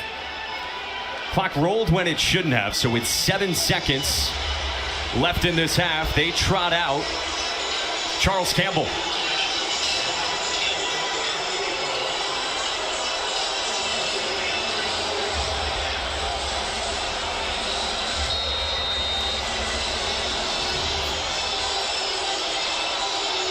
From 34 yards for Charles Campbell. Jackson Ross, the holder. And Campbell is up. And good. So it felt like they were backed up on their 25, and then on third down, Milton with a call that stood to Keaton, and that set it all in motion. Man, we talked about needing to be better throwing it vertically down the field. Joe Milton has shown that. He's shown you a little bit of everything in this game, too. We've seen some running ability of him. But right here on this 2-minute situation, the scramble throw to Squirrel right there at the end. We've seen the zone read. It's a great job. You see his athleticism for a guy that's 6'5", 240 pounds, and then he's found his matchups one-on-one. Here's the 6-iron throw down the boundary to a wide-open target, Chaz Nimrod, and little magic dust. Putting on a show. Both these quarterbacks have been dialed in. And that was very impressive in a 2-minute drill where at the beginning, again, it looked like it was very lackadaisical. But he's been doing it running it. He's been doing it throwing it. Both quarterbacks who have had uneven or up and down, in some cases, seasons to this point. Yeah, it's fun to see a quarterback duel here. But the midway, point of the season, getting into the last third, Both these guys, man, they came ready to play, dialed in to the game plan, and you got to love what you're seeing if you're the head coach on both teams from your quarterback. With 5 seconds remaining, Turbyville will have this one come out from Barryon Brown. Up the middle of the field, and no time remaining here at the end of the half. And Brown is slow to get up. Such a key spot in the season for both these teams. You see at 5-2, both coming off losses and a fork in the road tonight. Chance Poor's kickoff is a fair catch. You guys, Coach Stoops told me at half, look, it comes down to one explosive run and one explosive pass. He said the defense is battling. They put a lot of stress on you, but he was happy with the way his offense responded. He said, you can't go 3 and out against these guys. It's not a good recipe. We have to match them by moving the football, and he thinks they did that in the first half. He said, look, holding them to field goals is preferred, but that's not going to sustain us. We have to get stops here in the second half if we want to win this game at home. Yeah, Katie, you got to wonder the confidence of this defense right now after giving up 51 against Georgia a few games ago. Missouri scored on 7 of their last 9 drives the last time out. And you mentioned it right when we were going to halftime, Katie. Tennessee scored on all 5 drives in this one, too. So Tennessee needs a stop for their confidence and for their momentum. Jalen Wright for 6. How do you think Kentucky defensively has handled the tempo? Not great. And, you know, that's a problem right now. Playing with better eye discipline and focus, getting the call in, getting the substitutions in, that's always a problem. It's not so much the physical. It's the mental. It's getting everybody lined up properly, getting everybody's eyes in the right place. It's exactly what Brad White, the defensive coordinator, said to us. 3rd down and short, and it's Milton, and De'Aaron Jackson got to him for no gain. 4th down. That's a phenomenal job. They go with the QB run there on 3rd and short, and it was De'Aaron Jackson able to kind of weave around the right side of the offensive line, get a tackle in the backfield. Zion Childress, the safety, also getting involved. And that might be the play that Kentucky needed to help their momentum, as we see Tennessee offensive lineman down on the ground. It looks like John Campbell, the Miami transfer at left tackle, who's been so critical for them this year up front. Left guard Andre Carrick got hurt in the first half for the Vols, and now the left tackle John Campbell. We'll check on him when we come back. First minute of this second half. And Mike, the ESPN analytics model says to go for it right here on 4th down for Tennessee. But one thing that the model doesn't take into account is the fact that they just lost their starting left tackle, John Campbell, to an injury. I think that's impacting Josh Heupel's decision to punt it. So he trots out Jackson Ross, redshirt freshman from Australia, who can boot it with both feet. Coming off a really good one against Alabama. And he gets this away in the direction of Tavion Robinson, who makes a fair catch at the 30. This is the best we've seen Devin Leary play this year throwing the ball. He's made really good decisions. 13 for 17 so far. He's been patient, clean pocket, letting plays develop, accurate throws. Here's the NFL deep comeback to the wide side of the field, putting it right on Dane Key's face mask. His deep balls look really good. This time hitting Barryon Brown down the sideline on a go, and then the back shoulder throw. Location, location, location to Brown on the wheel route. Now the key is, we talked about this in the open, they have not yet seen 4 quarters of good play from Devin Leary this year. That was an outstanding first half, but to win this game, you just get the sense, Mike, they're going to need him to play big here for 2 more quarters. Had been 54% for the season. We saw better than 70%. It's Davis on the ground for a good gain on 1st down. Yeah, and they got to get him going as well. This guy leads the SEC in rushing yards, and he's the type of guy that can get stronger as the game goes on. And we talked about the big blue wall from Kentucky up front. They like to try to wear defensive lines down. What Ray Davis has done this season, nothing short of phenomenal. And both these guys have just been ballers for their respective offenses. Jalen Wright, he's only done 99 yards on 7 carries. They've gotten him off. It's now time for Ray Davis to get going. Davis, a guy, of course, who went for 280 on the ground in that win over Florida at the end of September. 2nd down and 4, and Leary, quick throw. Dane Key lowers the shoulder out to midfield and barks at Gabe Judy-Lally. And just a lot of cushion by Tennessee on the back end. Gabe Judy-Lally, the transfer from BYU out here in corners, giving a lot of space on this hitch route. You saw Roman Harrison there, number 30, a defensive end. He just kind of got his eye stuck inside on the play fake before Devin Leary made a good decision on an RPO just to spit that outside. Bryson Eason, redshirt junior defensive tackle, stepped into a big role this year. He is down, grabbing at his leg. He's been good, too. I talked earlier about how good I think these D tackles are. Number 20 is a big part of the rotation for Tennessee, and he's a guy that can just walk linemen back into the lap of a QB, and a guy that Tennessee needs here in the second half. We step aside in Lexington with Tennessee up by 6 in the third. Back in a blink to Lexington, Kentucky. First down and 10 from midfield for Devin Leary. Against pressure across the middle, Tavion Robinson is swarmed just shy of the first down stick by Wesley Walker. Another good example of Kentucky picking up the blitz. Eli Cox, the center this time, is going to see it coming from the right-hand side. He gets that scooped up in a clean pocket against pressure, allows Devin Leary to make an accurate throw. Second down and 1. And Ray Davis takes on Jalen McCullough, and he's got a first down. You know, it's crazy. I tell you, Tennessee came into this one wanting to stop the run, make Devin Leary beat them. They're playing to their game plan perfect, except they can't affect Devin Leary. And remember, they were averaging 4 sacks a game. They have not been able to get home. They have 0 in this game, whether they're rushing 3, 4, or blitzing. The pass rush that's been so good for Tennessee all year, that's got to show up here at some point in the second half, I think, if Tennessee's going to win. The big blue wall, that offensive line as it's known for the Wildcats, who you said coming in, if you're just joining us, better blocking the run than pass protection. Eli Cox, the anchor in the middle.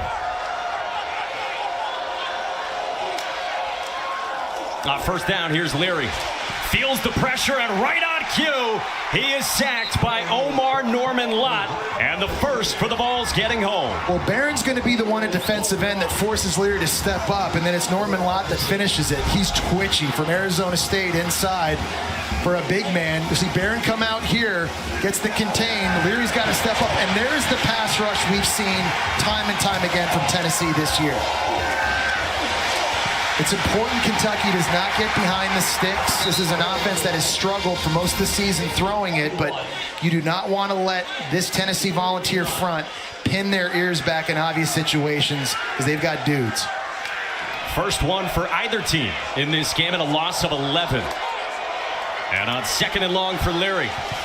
Pressure again, he climbs, checks it down, and Davis dropped a juggling bid, and now it's third down and a mile. Well, 2 straight plays, and if you're Liam Cohen in this situation right here, you've got to have a plan for James Pierce. They've done a good job so far, but Pierce is going to be coming off the right side or the left side. He's one of the best pass rushers in the entire country. They're going to have him lined up against Jeremy Flax, the right tackle. You need a tight end or a running back chipping to help a guy in Pierce who's got sacks now in 3 straight games. So they've got Jordan Dingle, a tight end, beside Flax to help out on Pierce. Kentucky's 3 of its last 4 on third downs. 4-man rush, and Leary rifles one, and he's got Dingle, who gets crunched down in plus territory, brings up 4th down. Fantastic job again picking that up. They look like an overload pressure coming from the left side, but you'll see Flax do a great job. Great feet. Giving the clean pocket again for Dingle just to hook up, and now you've got 4th and short, and it looks like Mark Stoops wants to go. Long for Alex Rayner this year is 50. This would be 51, and again, our analytics model says this is the right call. Devin Leary, 16 of 21 so far in this one. On 4th down, here's the blitz. Leary stands in toward the sideline and broke it up by Tamarian McDonald to force a turnover on down. What a play by McDonald. And remember, he was beat on a wheel route for the touchdown to Berry and Brown. This time they had Carnbay in the slot running the same route, and McDonald did a much better job this time in coverage. That's a mano-a-mano wheel route. He does a great job fighting through the traffic, going up over top, then locating the ball, swatting it away clean.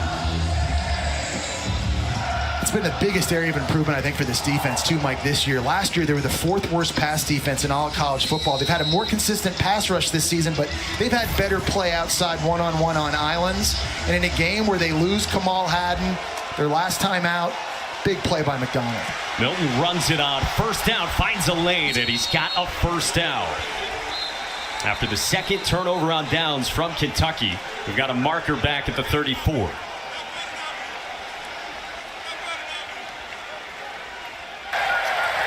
Holding, offense number 53, 10-yard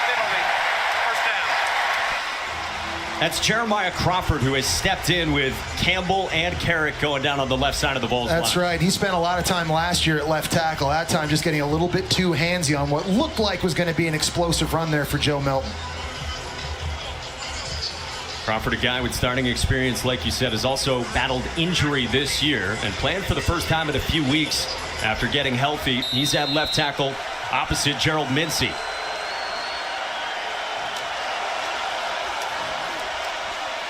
On the ground with Wright, and he tumbles forward, and now it's second down and 19 for the Vols.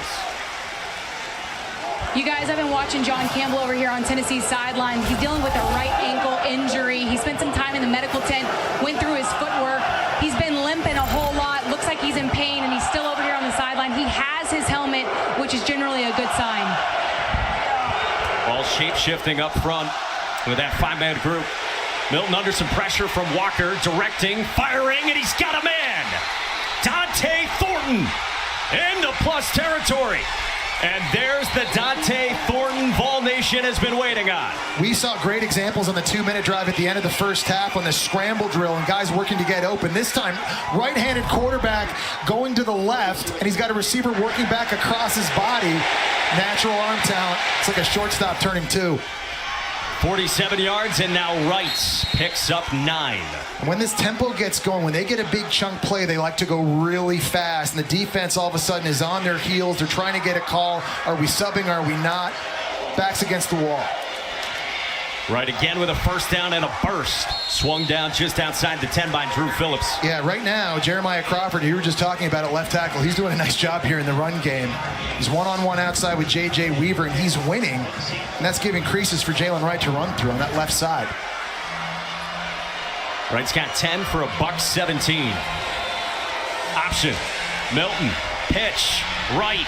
Edge. And banged out of bounds after a couple by Zion Childress, the safety. Josh Heupel told us he wants better production in the red zone, right? And again, the best offenses are the ones that run it down in this area of the field. It can be conventional turning around and handing it off. It can be QB runs, option game. You're seeing a little bit of everything right now for Tennessee down here. You think the best red zone offenses can run it well? Yeah, because it's hard to throw in this area, right? The windows are really small. They open and close so quickly.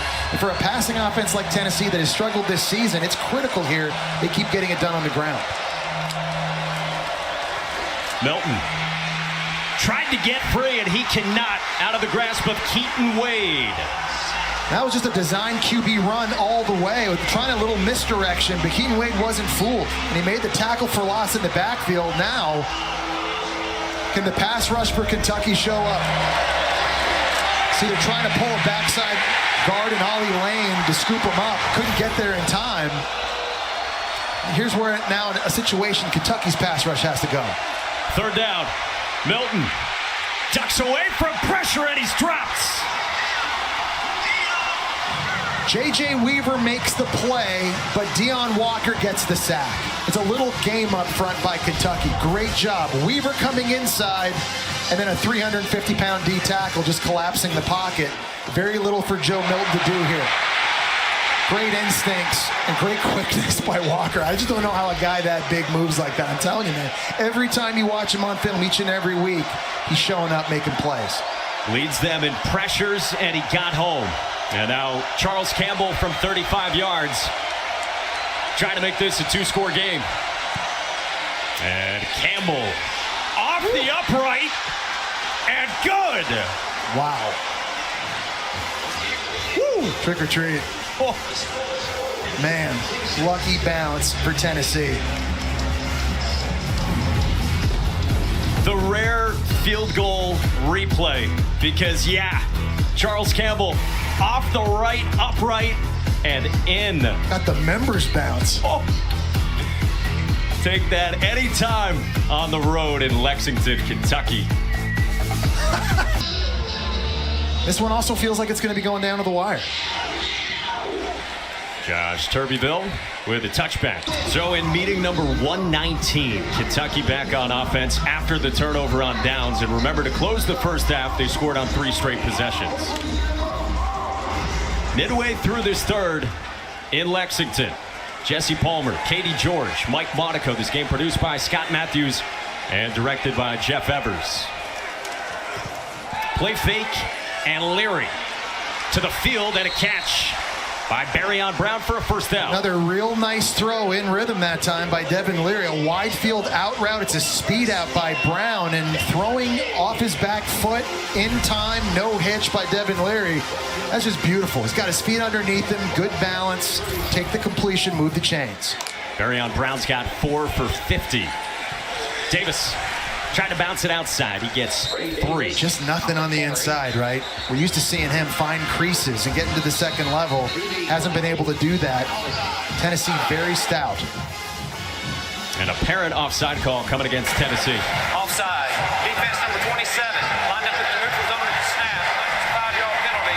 Still first down. That's the second time that's happened for Tennessee in this game. Joshua Josephs got called for that. And those are the penalties. We talked about both these teams having problems with that, but Josh Heupel not going to be happy.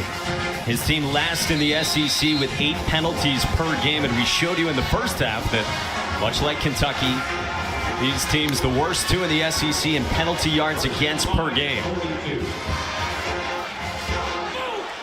6 to go, third quarter. And now another flag gets dropped in right by the line of scrimmage.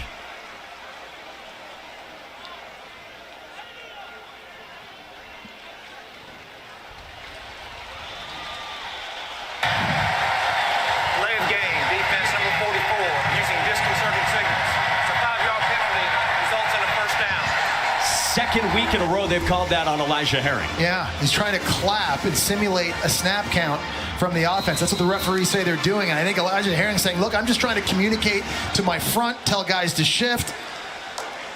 That's been a problem here in recent games. I mean, they were talking about Elijah Herring needing to clap more gently after the call last time out against Alabama. How do you do it? Like golf clap? Yeah, I guess so.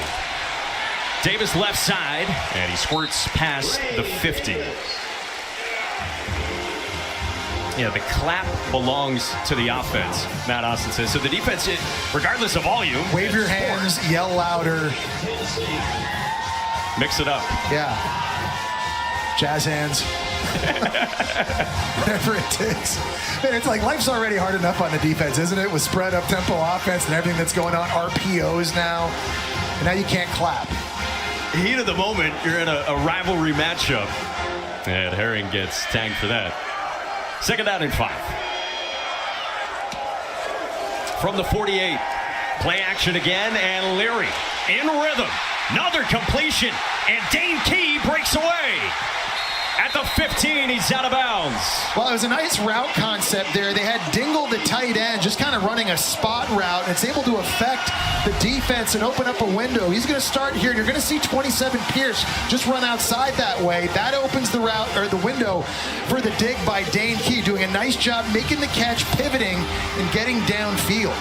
And again, Mike, the conviction Devin Leary's throwing the ball with now. It's been a couple years since we've seen this from him. 34 yards that time. And remember, Josh Heupel said to Katie before halftime he was concerned about the play action from Kentucky. Inside the red zone with 4 to go in the third. Leary rolls out and now takes off. And Devin Leary slides down in the vicinity of the 5 using his legs. It's amazing. You know, in the Missouri game, we saw more runs out of him and down in the red zone. He scored on a QB draw. Actually also scored in a zone read, but it was called back because of a penalty. And that's just a really good decision. You're out on the perimeter. You're looking for a throw in the flat. It's not there. Cut back to the middle of the field, get what you can get, and set up 2nd and 2.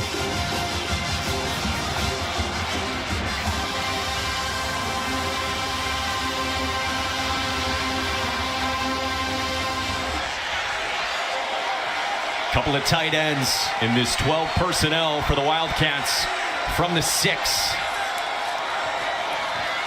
Davis off the right side, and again, nothing there for Ray Davis, the top rusher in the SEC. We saw Bryson Easton, who went down with an apparent injury a few plays ago. He made a big-time play that time, just stymieing offensive linemen at the point of attack. And you can see why this defense is averaging 8 tackles for loss. There he is working against the right guard, just nothing going. And they've got 5 guys like that. They can come in, fresh legs. They've been living in the opponent's backfield all season long. You said you think those 5 have NFL futures. I do. They've recruited so well at that position and gotten some help from the portal as well. 3rd down and 3. Leary, easy access. He's got his man for a touchdown. And it's Dane Key. And 6 for the Cats. There's a great example of Devin Leary and Dane Key being on the same page. That's a simple stick route. They ran that exact same play against Florida in the first quarter and missed what should have been a touchdown. But you see the top on the right side, zone coverage, pivots to the outside. It's zone, so you're not going to break out running. You're just curling up. And Devin Leary knows, I'm going to put that on your outside shoulder. You're going to catch it and turn up to score. I don't know what they were doing in the bye week, but Mike, his passing attack looks completely different. Liam Cohen said to us, we got to be better on 3rd downs offensively. They were there, and Dane Key is having himself a day here in Lexington. Tennessee will get it up by 2 late 3rd. Hey, Tuesday on ESPN, it's the College Football Playoff Top 25 show presented by Allstate. What do you got, Jess? A lot of football to play. Because of resume, I've got Ohio State won. Winning at Notre Dame, beating Penn State without Burke, without Ibuka, I thought was huge. Georgia, not as dominant as a year ago, but what they did today to the Gators without Brock Bowers was impressive. Eye standpoint, eye test, Michigan looks the best. Haven't really played anybody. That'll change November 11th when they play Penn State. And Oregon beating Utah today the way they did made Washington's win against the Ducks look so much better. I've got Florida State at 5 and Texas, the big win against Alabama. And winning today with a backup quarterback in Malik Murphy, I thought was impressive. You had Oklahoma in that 6th spot. I did, yeah. And it's weeks like this. It just seems like ho-hum. That's when chaos always seems to start to unravel. Go to ESPN.com/Allstate Playoff Predictor to check out your team's chances to make the college football playoff. It's Keaton on 1st down. Yeah, and you see how Joe Milton just spits that out so quickly. Kentucky now trying to stop this running game. They got more bodies close to the line of scrimmage, which opens up one-on-ones outside. If you don't make a tackle, it's a home run. Jabari Small pushes the pile, brings up 3rd down about 1. It's going to be so critical for Kentucky here now. The rest of this game, they've got to slow the running game down with just 6 guys in the box. They've been so good, so physical all year, stopping it with those big bodies up front. That's got to continue here.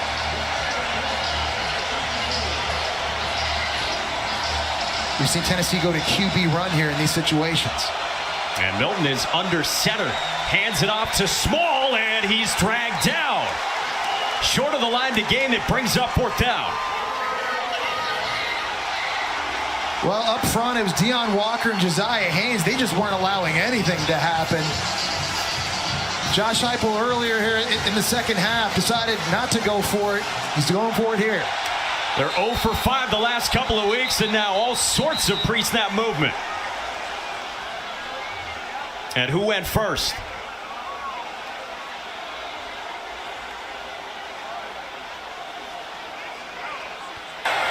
Offside. Defense number 97. In the neutral zone, causing the offensive player to react.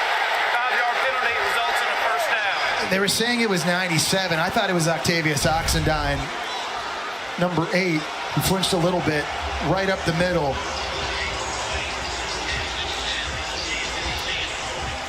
But a great job that time. We've seen some false start issues for Tennessee. Nice job by them that time, holding their water, getting the automatic first. And then the Spider-Man gif on both sides of the line of scrimmage. Milton lowers his shoulder for about a yard or 2. Deion Walker, the tackle. Yeah, and Oxendine that time getting into the backfield too. This defensive line now starting to play a little bit better. You can see them playing with a lot more confidence here, coming alive. On 2nd down. Small, stacked up again as this defense under Brad White in the second half has searched for answers. Yeah, we talked about what their confidence would be. 5 of the last 6 years, it's been a top 25 defense here, and all of a sudden now, down 2, trying to get each other fired up, and you can hear the crowd now getting into it as well.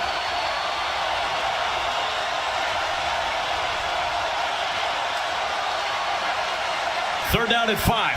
Pressure, and Milton goes down. Oxendine, the first to him.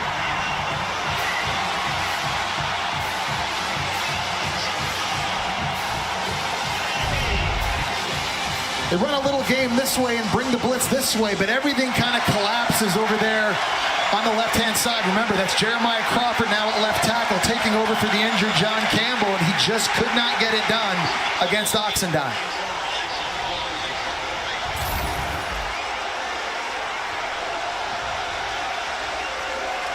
Tavion Robinson back deep, and he will get it in the fourth quarter. Kentucky's defense has come to life out of halftime. They trail by 2 on Tennessee to the fourth after the. On the last Saturday of October, we start the fourth with Jackson Ross going lefty this time. Tavion Robinson, a fair catch at the 20. Big win against Penn State, now struggling with Camp Randall. Quarterbacks here have been very good, and Ray Davis has been quiet. Top running back in the SEC by the numbers. So it's going to have to be Devin Leary here in the fourth quarter, continuing to deliver. And again, we said this time and time over. Hasn't put 4 quarters together, but you need him now, right? This defense is hell-bent on stopping Ray Davis. But with the way Devin Leary's been playing up to this point in the game, I think if you're Liam Cohen, the offensive coordinator, you should feel confident no matter what you're dialing up. 13 can come through for you. You wrote it down on your notepad after 3 quarters against Missouri. The best he had played. Yep. Can he finish here tonight now in the fourth? Second down off a play fake. And Leary checks it down to Ray Davis. And Davis reaches out for a first down, carrying in on the stop. Just seeing really good decisions by Devin Leary in all facets of this game. When to tuck it and run. Like here, when to not take a shot. Nothing open downfield. Just find your check down Ray Davis early, and by getting it to him early, he's able to get north up the field. How are they able to see right now? Yes. This is like Bears-Eagles in the late 80s. Matt Barry was talking about the first snow game of the year. We've got a smokeout. What is going on? Shaton McLean checks in here at running back. With the ball at the 30 for the Cats. Play action again, and Leary takes a shot, and a great catch by Dane Key reaching out. Dane Key through the fog. He's 6'3". He's got long arms with a tremendous catch radius. You just got to put it somewhere near him, and he can pluck it. That's an outstanding catch between 2 defenders. And again, Kentucky on the move. 7 for 113 for Dane Key, the sophomore from right here in Lexington, who last time out had just 1 catch against Mizzou. From midfield, they are letting Leary cook, and he throws into double coverage for Brown. You know, guys, Liam Cohen was singing Dane Key's praises this week. Cohen said Key has been more intentional with his route running and ball skills as of late. He said Key wants to do well so badly that sometimes in games he bugs out. He gets too juiced up. But the last few weeks, they've been really pleased with Key's approach, consistency, and desire to be a go-to guy for Leary. Yeah, Katie, it really comes down to practice reps, too. Staying late on the field afterwards and working the route tree together. That's how you build the confidence in the chemistry. We've really seen that show up here in this game. It's had a big day for Kentucky in tandem with Devin Leary. 4-man rush. Leary across the middle in rhythm again, and a first down, and it's Demi Sumo Karngbe. And that's him on an island in the slot working an option route. He can go outside or inside. He's just going to work off of the leverage of the defender, and this time here it gives him a little shake left, breaks across his face. He was matched up one-on-one with linebacker Aaron Beasley, and that's a matchup Kentucky should feel good about in the passing game. The things the Cats wanted to do better and different out of the bye week, they've done. This is fun to watch too, Mike, because you're seeing really all the volume of offense that Liam Cohen has here for Kentucky. So many different things they do. Now you got a Wildcat right now with Ray Davis. Takes the direct snap and keeps it. And that's not going to get him going. I mean, we see pro style, right? You see Devin Leary under center, and you see I formation and fullbacks and tight ends. Then they go empty, and they've got RPO plays, and now they've got Wildcat. It's just so much volume to prepare for if you're Tennessee's defense coming into this game. And there have been a few new wrinkles that Liam Cohen's been sprinkling their way, too. A guy with the experience of running Sean McVay's system. Now here in college, again, back in Lexington.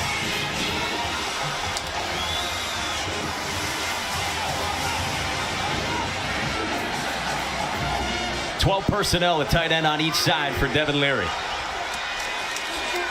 Play action again against the pressure, and it's batted down by Pierce. Man, and it looked like they may have had something on that. They were trying to sneak Josh Caddis in on a tight end screen. He would have had to make one guy miss, and if he did, that was going to be a house call. You always want to run screens against the blitz. That's exactly what they had. But a great job up front by Tennessee, knocking that one down. Great athleticism there by Pierce. Now setting up third. Can Kentucky keep Devin Leary upright the way they've been doing for most of this football game? They've had a plan for Pierce all game long. We've got a tight end lined up over here, try to help out potentially. They're right at the edge, by the way, of Alex Rayner's range. On 3rd and 11, Leary to the sideline for Brown and incomplete. 4th down with Judy Lally in coverage. Nice job on the perimeter, one-on-one. We've seen Brown make a couple plays downfield in the vertical passing game for Kentucky. Kentucky going to line up for a very long field goal here to try to take the lead. The long this year for Alex Rayner is 50. Said earlier this year he feels comfortable from 55 and in. This from 53. For Alex Rayner and for the lead, and he pulled it. Comes up empty.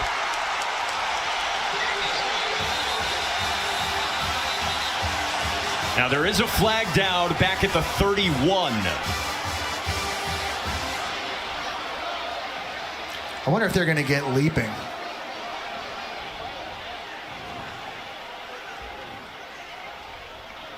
The result of the play is a field goal that is no good. After the play, personal foul, defense number 6. 15-yard penalty will be assessed from the signal spot. It'll be first down Tennessee. Wow, so that changes the field position. The miss stays in effect, and Aaron Beasley whistled for it for the Vols. 2-point game. First few minutes of the 4th, and Tennessee is in front in Lexington. Aaron Beasley here and Dylan Ray exchanging pleasantries after that missed field goal. They're locked up. You got something on your cheek. I got it for you. Don't worry. Problem is you did it right in front of the referee. So it backs up Tennessee to the 20, and Beasley salts. Falls by 2, 21st ranked team in the country after a 3rd quarter offensively where Kentucky really stepped things up defensively. And Dylan Sampson on the ground for just a yard. This is the worst starting field position for Tennessee tonight. Yeah, David Rayner, nice job coming in now. Backup linebacker on the field, making a huge play. On 2nd down, here is Milton against pressure.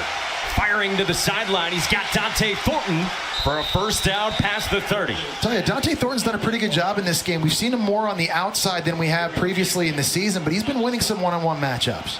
Former top 100 recruit transferred in from Oregon. Hadn't had a catch in more than a month. And on first down, De'Aaron Jackson blows up Dylan Sampson. It's so impressive when you watch Jackson and how he's able to kind of olay linemen. That time, big right tackle Gerald Mincy pulling around the corner, and he kind of wrong shoulders him and dips underneath it. Look at 54, just kind of like wrong shoulders it, then gets in the backfield and makes a play. Super solid linebacker for the Cats. On 2nd down, they shovel it, and Sampson bounces away. Sampson spinning to the edge, and it looked like it was going to be nothing for the Vols. And he broke a tackle from Walker. We've been seeing Walker just terrorizing this offense. Walker didn't wrap up. Somehow Sampson was able to stay on his feet. Bounced away from 350 pounds. And now Milton gears up toward the sideline, and Squirrel White makes a fine catch past the 50. This offense rolling right now in a nice rhythm. Joe Milton showing off the arm talent. One-on-ones outside. Squirrel White has an option on that route. It's going to be a wheel route, but if the DB stays high, he's turning it into a curl. 9 yards, 2nd down and 1, and Sampson probes, and he's got a first down.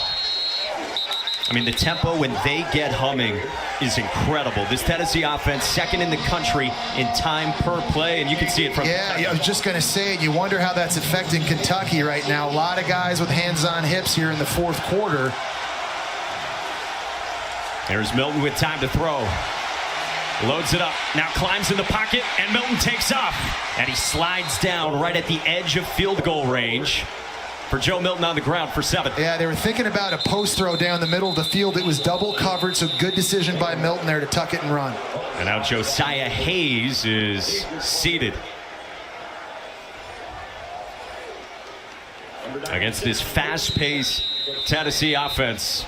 Brad White has had to solve that all night long. Hayes is down. We'll step aside with 8:40 to go in the fourth in Lexington. He went down. And the academy goes to Josiah Hayes, Kentucky. Now they are supposed to send plays like that to the conference for further action as Hayes went down against this up-tempo attack of Tennessee. Second down and 3 midway through the fourth, and here is Sampson again finding more yards, and he's inside the 30. He's a beast, man. He just earns all these carries he's getting as the season has gone on. Tough running in between the tackles, finding little creases, getting everything he can. 6.1 a pop for the season for Sampson, who gets enveloped this time on first down. Yeah, Kentucky's had enough, too. They're starting to drop safeties very close to the line of scrimmage. If you're Joe Milton, this might be an opportunity in a one-on-one, take a shot in the end zone. On the 10th play of this drive, Milton thinking the same way. Going for the end zone for White, and it's broken up by Phillips. Well, they moved Andrew Phillips into the slot specifically to cover Squirrel White in this game. Normally, it's Alex Safari, a much bigger body who's good against the run, but that was a good move personnel-wise for Brad White. You see the speed out there? Little handsy. He's able to knock it away, and it might have been out of bounds anyway had he even caught it. That's the most natural position, Brad White told us, for Drew Phillips. He was up to the task, and now it's third down for the Vols here in Lexington.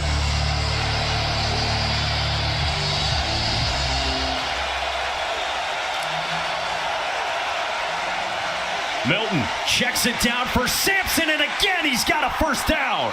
He's so dynamic. There's so many different things they can do, and Kentucky completely forgot and lost him out of the backfield. Derek Jackson decided to try to rush the passer. Sampson ran right by him. 17 yards.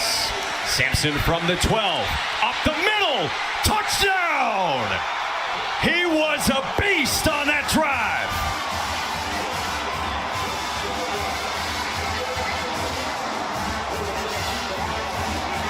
Big John Campbell's back at left tackle for Tennessee, and that's good news. They're pulling two guys. You've got Castles, the tight end, and there's Campbell coming around. Two bigger bodies at the point of attack. Pin inside, kick outside. There's that tough running again by Sampson. He can go between the tackles, outside, catch the ball. He's earned a role in this offense. 12 plays, 80 yards in not even 3.5 minutes for Tennessee.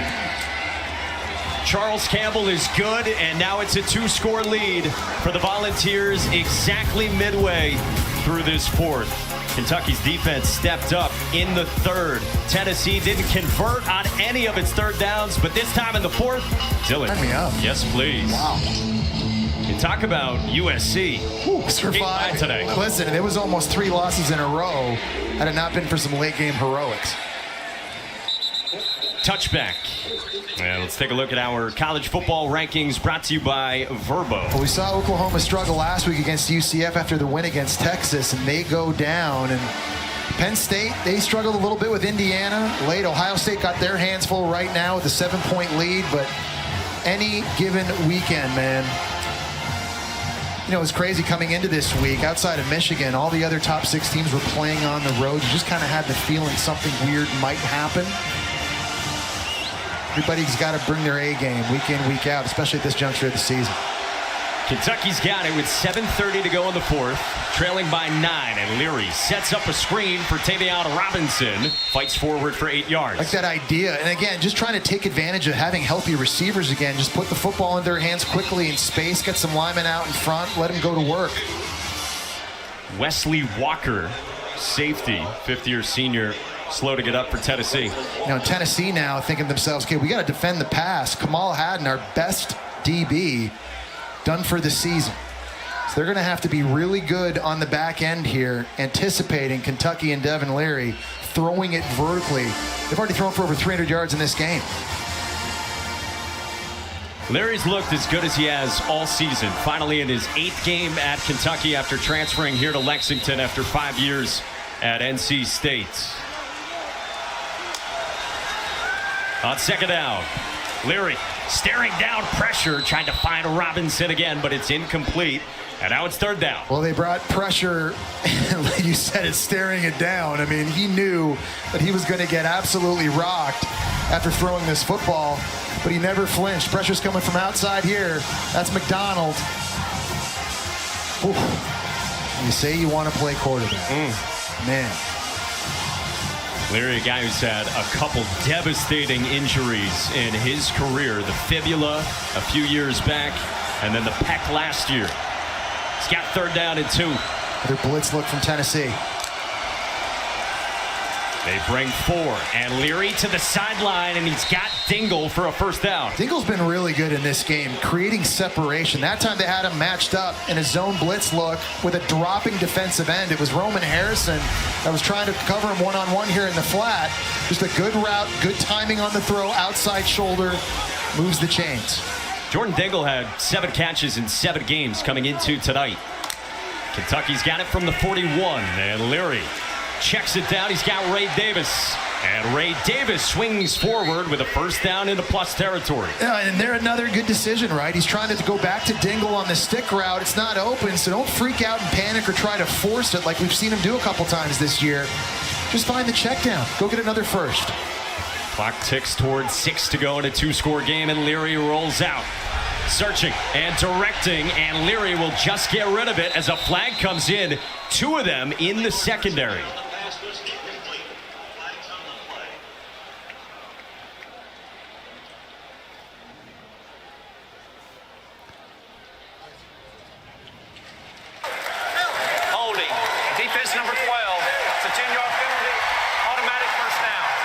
Mary McDonald's in the slot. They're kind of running a smash concept to that side with the guy in the corner route. You'll see up top here, just kind of hooks the left arm underneath, and he almost tackles Tavion Robinson on that play. I like the idea there too, Mike. Liam Cohen moving the pocket, changing the launch point, knowing that Tennessee's now starting to dial up some pressure again, blitzing, and just not making it obvious where Devin Leary's going to be. So those 70 penalty yards, meanwhile, on 9 penalties for Tennessee. Showing some pressure again. Instead, it's 4. Leary standing in this time and firing across the middle to one of his tight ends, Josh Caddis, who breaks a tackle and tumbles out of bounds into the red zone. You're just seeing everybody get involved here, receiving the ball now. I mean, it's not just receivers, and it's been Dane Key and Brown and Robinson, and we've seen some Jordan Dingle. Now you're getting Josh Caddis on the drag route underneath, doing a nice job trying to stay on his feet. 8 different receivers from the UK have caught throws. He's thrown for 358 back to the air, and Leary incomplete in the direction of Dingle again. A little more sense of urgency too right now for Kentucky's offense. We saw early in the game huddling, trying to go slow, trying to bleed the clock. All of a sudden though, Devin Leary seems to be in a nice rhythm and a nice tempo, and because of that, they're going faster.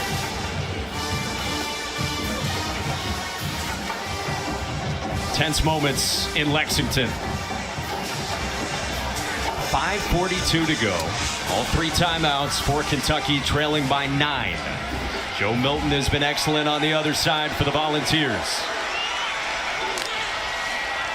2nd down, they fake it to Robinson. Set up a screen, and Davis takes it inside the 15.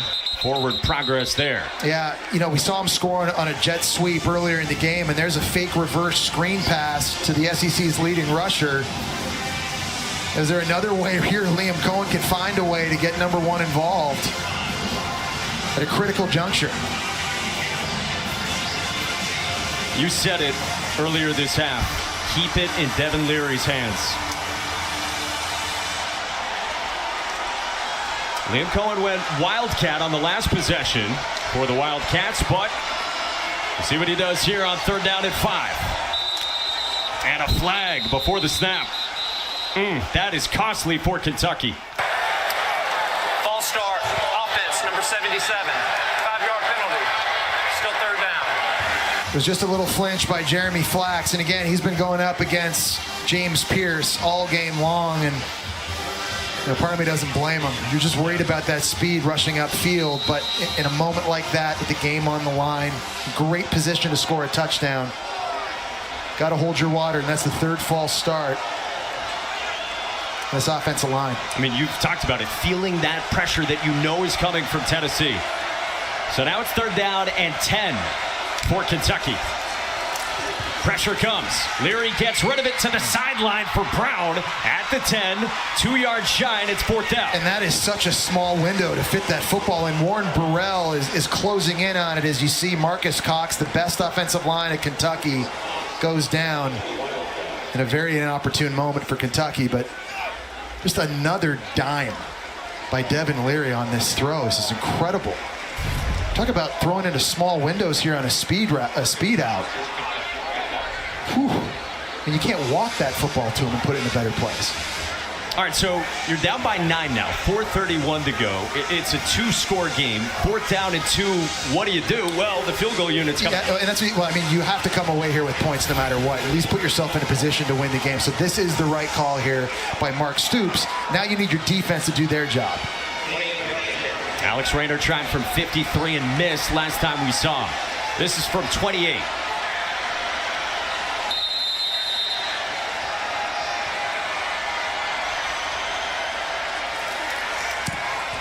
And Rayner's good to make it a 6-point game. With 4:24 to go. Kind of knew when these two got together, we'd have something like this tonight. 4:24 to go at Kroger Field in Lexington. Tennessee gets the football up by 6 after Dylan Sampson was outstanding on the last possession. You know, technically, Dylan Sampson is 3rd on the depth chart. He would start for a lot of really good programs, though. He's come in, shovel passes, he's bounced off tackles, he's been great in the open field. He's getting a lot of the hard runs. He's finding hard-earned yardage and breaking tackles. You saw him on that last drive, up and down the field, make plays time and time again, and it's crazy. You consider that Jalen Wright, their starting running back, he's got 120 yards rushing. Yet Dylan Sampson, he's the one in the game. He's had 14 touches in this game. He had just 6 last week against Alabama in a loss. Sampson on the ground straight ahead, and in that game against Alabama. And if you're Tennessee, you think you slow down the tempo a little bit here, and if you're Kentucky, you've got to stop the run here and get it back. But Tennessee's still going fast. Screen right side, and Sampson slips away. Dylan Sampson does it again. Part of the reason you're going fast is because that throw right there is basically like a sweep. It's high percentage, but that's a tackle Kentucky had to make behind the line of scrimmage. And again, Sampson's somehow able to make the miss. You see Kentucky's all looking to the sideline, trying to get the call. They're not ready. You spit it out with a couple of blockers out in front. Squirrel Wright even missed his guy, but he was not able to make a tackle. It was Andrew Phillips that missed. Sampson's running possessed here late in the game. No kidding. This is crazy. I mean, you talk about 3 guys. Joey Halsley, the offensive coordinator, said to us, I think the reason why, he said, we've had so much success overall with our rushing attack is because we distribute it like this evenly. Yeah, and these guys all benefit from competing in practice throughout the week. They push each other, and they all show up, and they understand that their touches are going to get limited because they're going to have to share it. But they support each other. They've got each other's backs. And I got to say, they all do a lot of things really, really well. It's not like any of them are just one-dimensional backs. You're lucky as an offense to have one guy. Yeah. I mean, Kentucky's got Ray Davis, and he's special. But Tennessee's got 3 dudes in the backfield. Jalen Wright has called it the best running back room in the entire country. Hard to argue with that with what we've seen in 8 games for Tennessee. Now the question for the Vols, can they finish? Something they didn't do against Alabama. Something you don't see much. It's kind of a huddle for Tennessee right there. They're just letting the play clock and the game clock bleed down. Anticipating run, they're going to rush to the line of scrimmage, get lined up quickly, and snap it. Soaking precious seconds off the clock. Kentucky trying to hold on to their 3 timeouts in case they get the ball back. Sampson. Left side, finds a seam. Dylan Sampson is cooking in the second half. Well, Kentucky brought pressure from the slot. It was Andrew Phillips. Unfortunately, a 187-pound DB found Gerald Mincey, who weighs 340, pulling around. This way, this is going to be the collision. The guy coming from this side didn't really have a chance. That's the bread and butter run for Josh Heupel in this offense. Pulling a tackle. Mincey's their best puller. You heard the contact. It's physical downhill runs. This is not a finesse offense. They go fast, they go spread, true, but they run the ball and they run it downhill. That was 24 yards from Sampson, who gets stacked up. They got to grab onto every single limb now of Dylan Sampson. They do, and they also have to start thinking about when to start using these timeouts and being judicious about that as well. Mark Stoops has all three of them, as you said. Clock ticks inside of 2:20 in the fourth. They're going to run the ball here. If you get a tackle, you got to burn one right away and then come up with a big play on third down. Where does Tennessee turn? Dylan Sampson has been the guy. They run option. Milton on a pitch. Sampson to the edge and out of bounds right at 2 minutes to go here in the fourth. Forced out by J.K. So now you need that stop here on third down.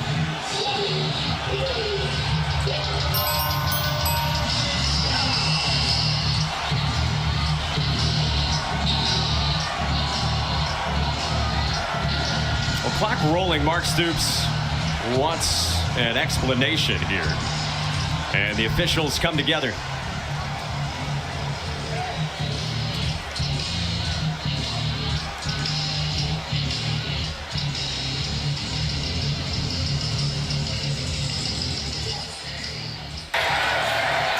The ball carrier went out of bounds at 2 minutes. Kentucky requested a timeout.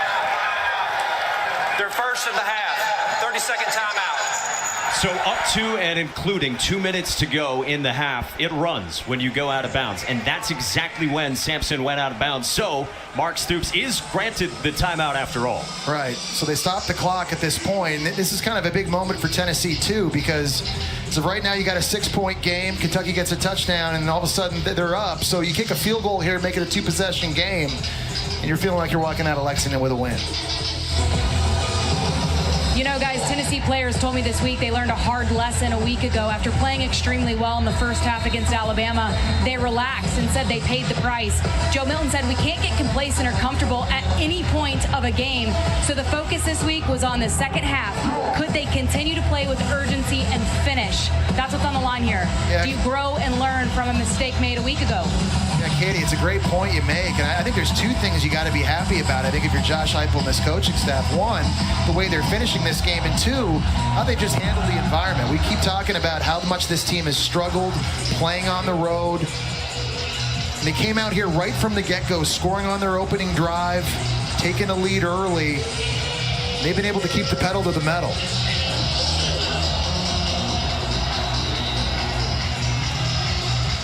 Two minutes to go in this border battle. Third down and 7 for the Vols from the 37. Keep it on the ground with Milton. To the sideline and a first down, Joe Milton.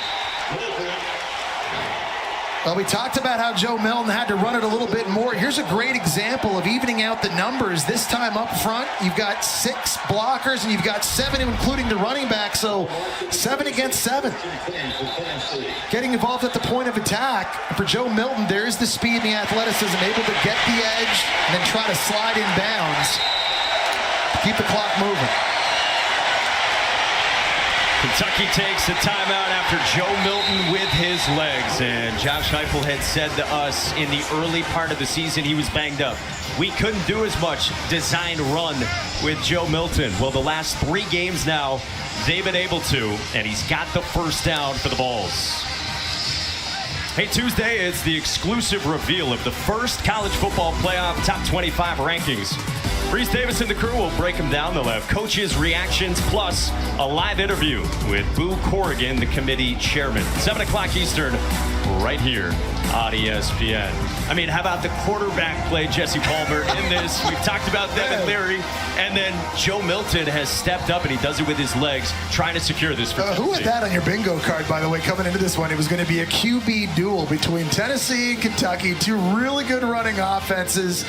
But both Joe Milton and Devin Leary really have delivered in big moments with a lot of pressure. They've stepped up, and they've been able to get it done in a lot of different ways, fitting really because of how they've both played that it's coming down to the wire here.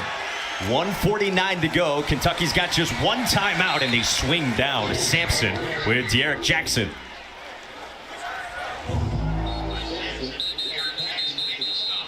So Mark Stoops takes that final timeout with 1:38 remaining.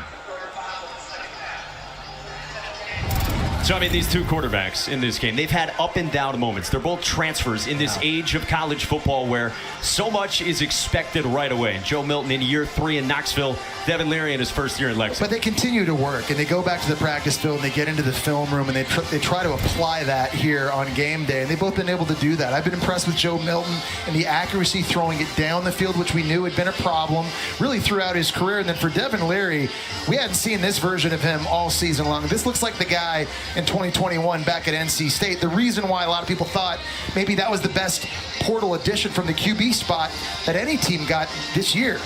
This has been a lot of fun to watch these guys go back and forth. Let's come down to which guy has it last. It's been the second most passing yards for Devin Leary in his entire career. But right now, it's all about Tennessee. They've got the lead by 6, 1:43 to go, and they're trying to grab a road win in the SEC, and that's been elusive recently. It really has, and so you got to love the energy they came in here with, bouncing back. They were excited to get back on the field after blowing that halftime lead against Alabama. On second down, they hand it off to Sampson for 2 yards. This was a big win for them to get to, because even after that loss against Alabama, obviously it's not looking great to go to Atlanta for Tennessee, but still an opportunity to do some really special things this year. Double-digit wins, a New Year's Six bowl game. They've got some big games coming up on the road at Missouri. Georgia obviously on the docket as well, but you had to get past this test. And because the fact that it was played on the road, that was a big question mark. I like the way Tennessee's responded. And still trying to get to the finish line here. 1:10 to go on a turning fourth quarter clock. And third down and 9 coming up. And Charles Campbell waiting in the wings, the kicker for Tennessee.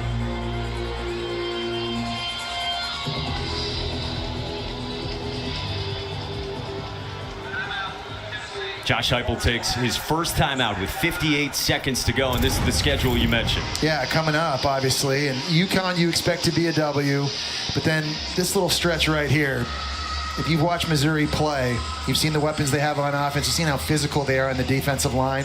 That is going to be a dogfight, and the key there, on the road. That's a big question, obviously, for Tennessee. And then, of course, Georgia, which, after watching what they did to the Gators today without Brock Bowers, there's a lot of different ways those guys can win games. What have you made of Carson Beck? I think he's been outstanding. Statistically, actually, better than Stetson Bennett this time last year.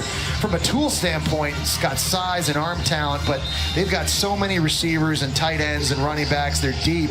He seems to get more and more comfortable week in, week out. Really gives the Georgia Bulldogs an advantage. They can win games because of Carson Beck. Well, that still looms for Tennessee. And here tonight, right now, they've still got 58 seconds left. They've got third down and 9.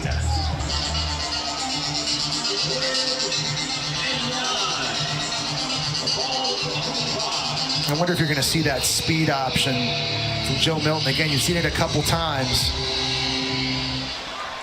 Got 7 blockers here. Milton, quarterback power, and he will push a couple of yards forward inside the 25. Ty Bryant, the tackle. Charles Campbell, the kicker, is 4 for 4 in this game. I think part of why he went QB power there, too, was to keep the ball centered in the middle of the field. We got a Kentucky player down right near the line of scrimmage. Looks like Keyshawn Silver.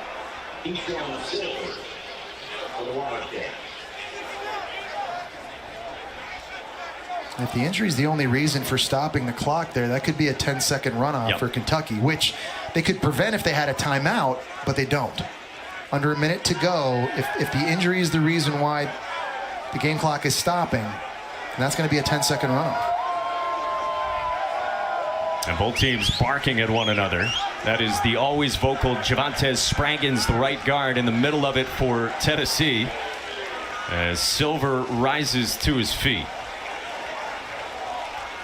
So if they run off the 10 seconds, do you even need to run? You don't have to run another play. No, that would bring it down to 34 seconds. Game clock would go.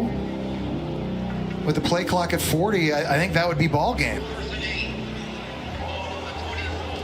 We said it earlier, Josiah Hayes went down, and you could sense frustration from the Tennessee fans who are here in Lexington. And now, with another guy going down in Keyshawn Silver this time, do they have the 10-second runoff? You can't avoid that because, like you said, Cats are out of timeouts, and then you're inside of the 40-second play clock. Yeah, I think that's what they're explaining to Mark Stoops right now.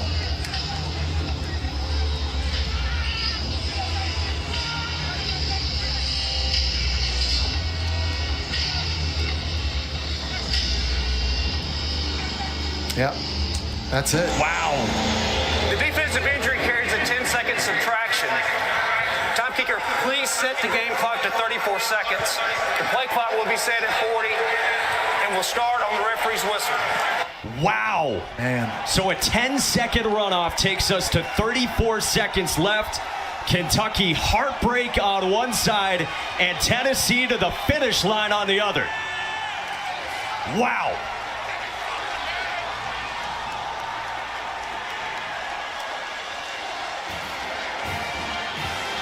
I think you got to be so happy what you've seen from your team if you're Josh Heupel too, because you did it on the ground like you do mostly every week, and then Joe Milton was really good with accuracy, throwing it through the air. The defense came up and got the stops they needed in key moments.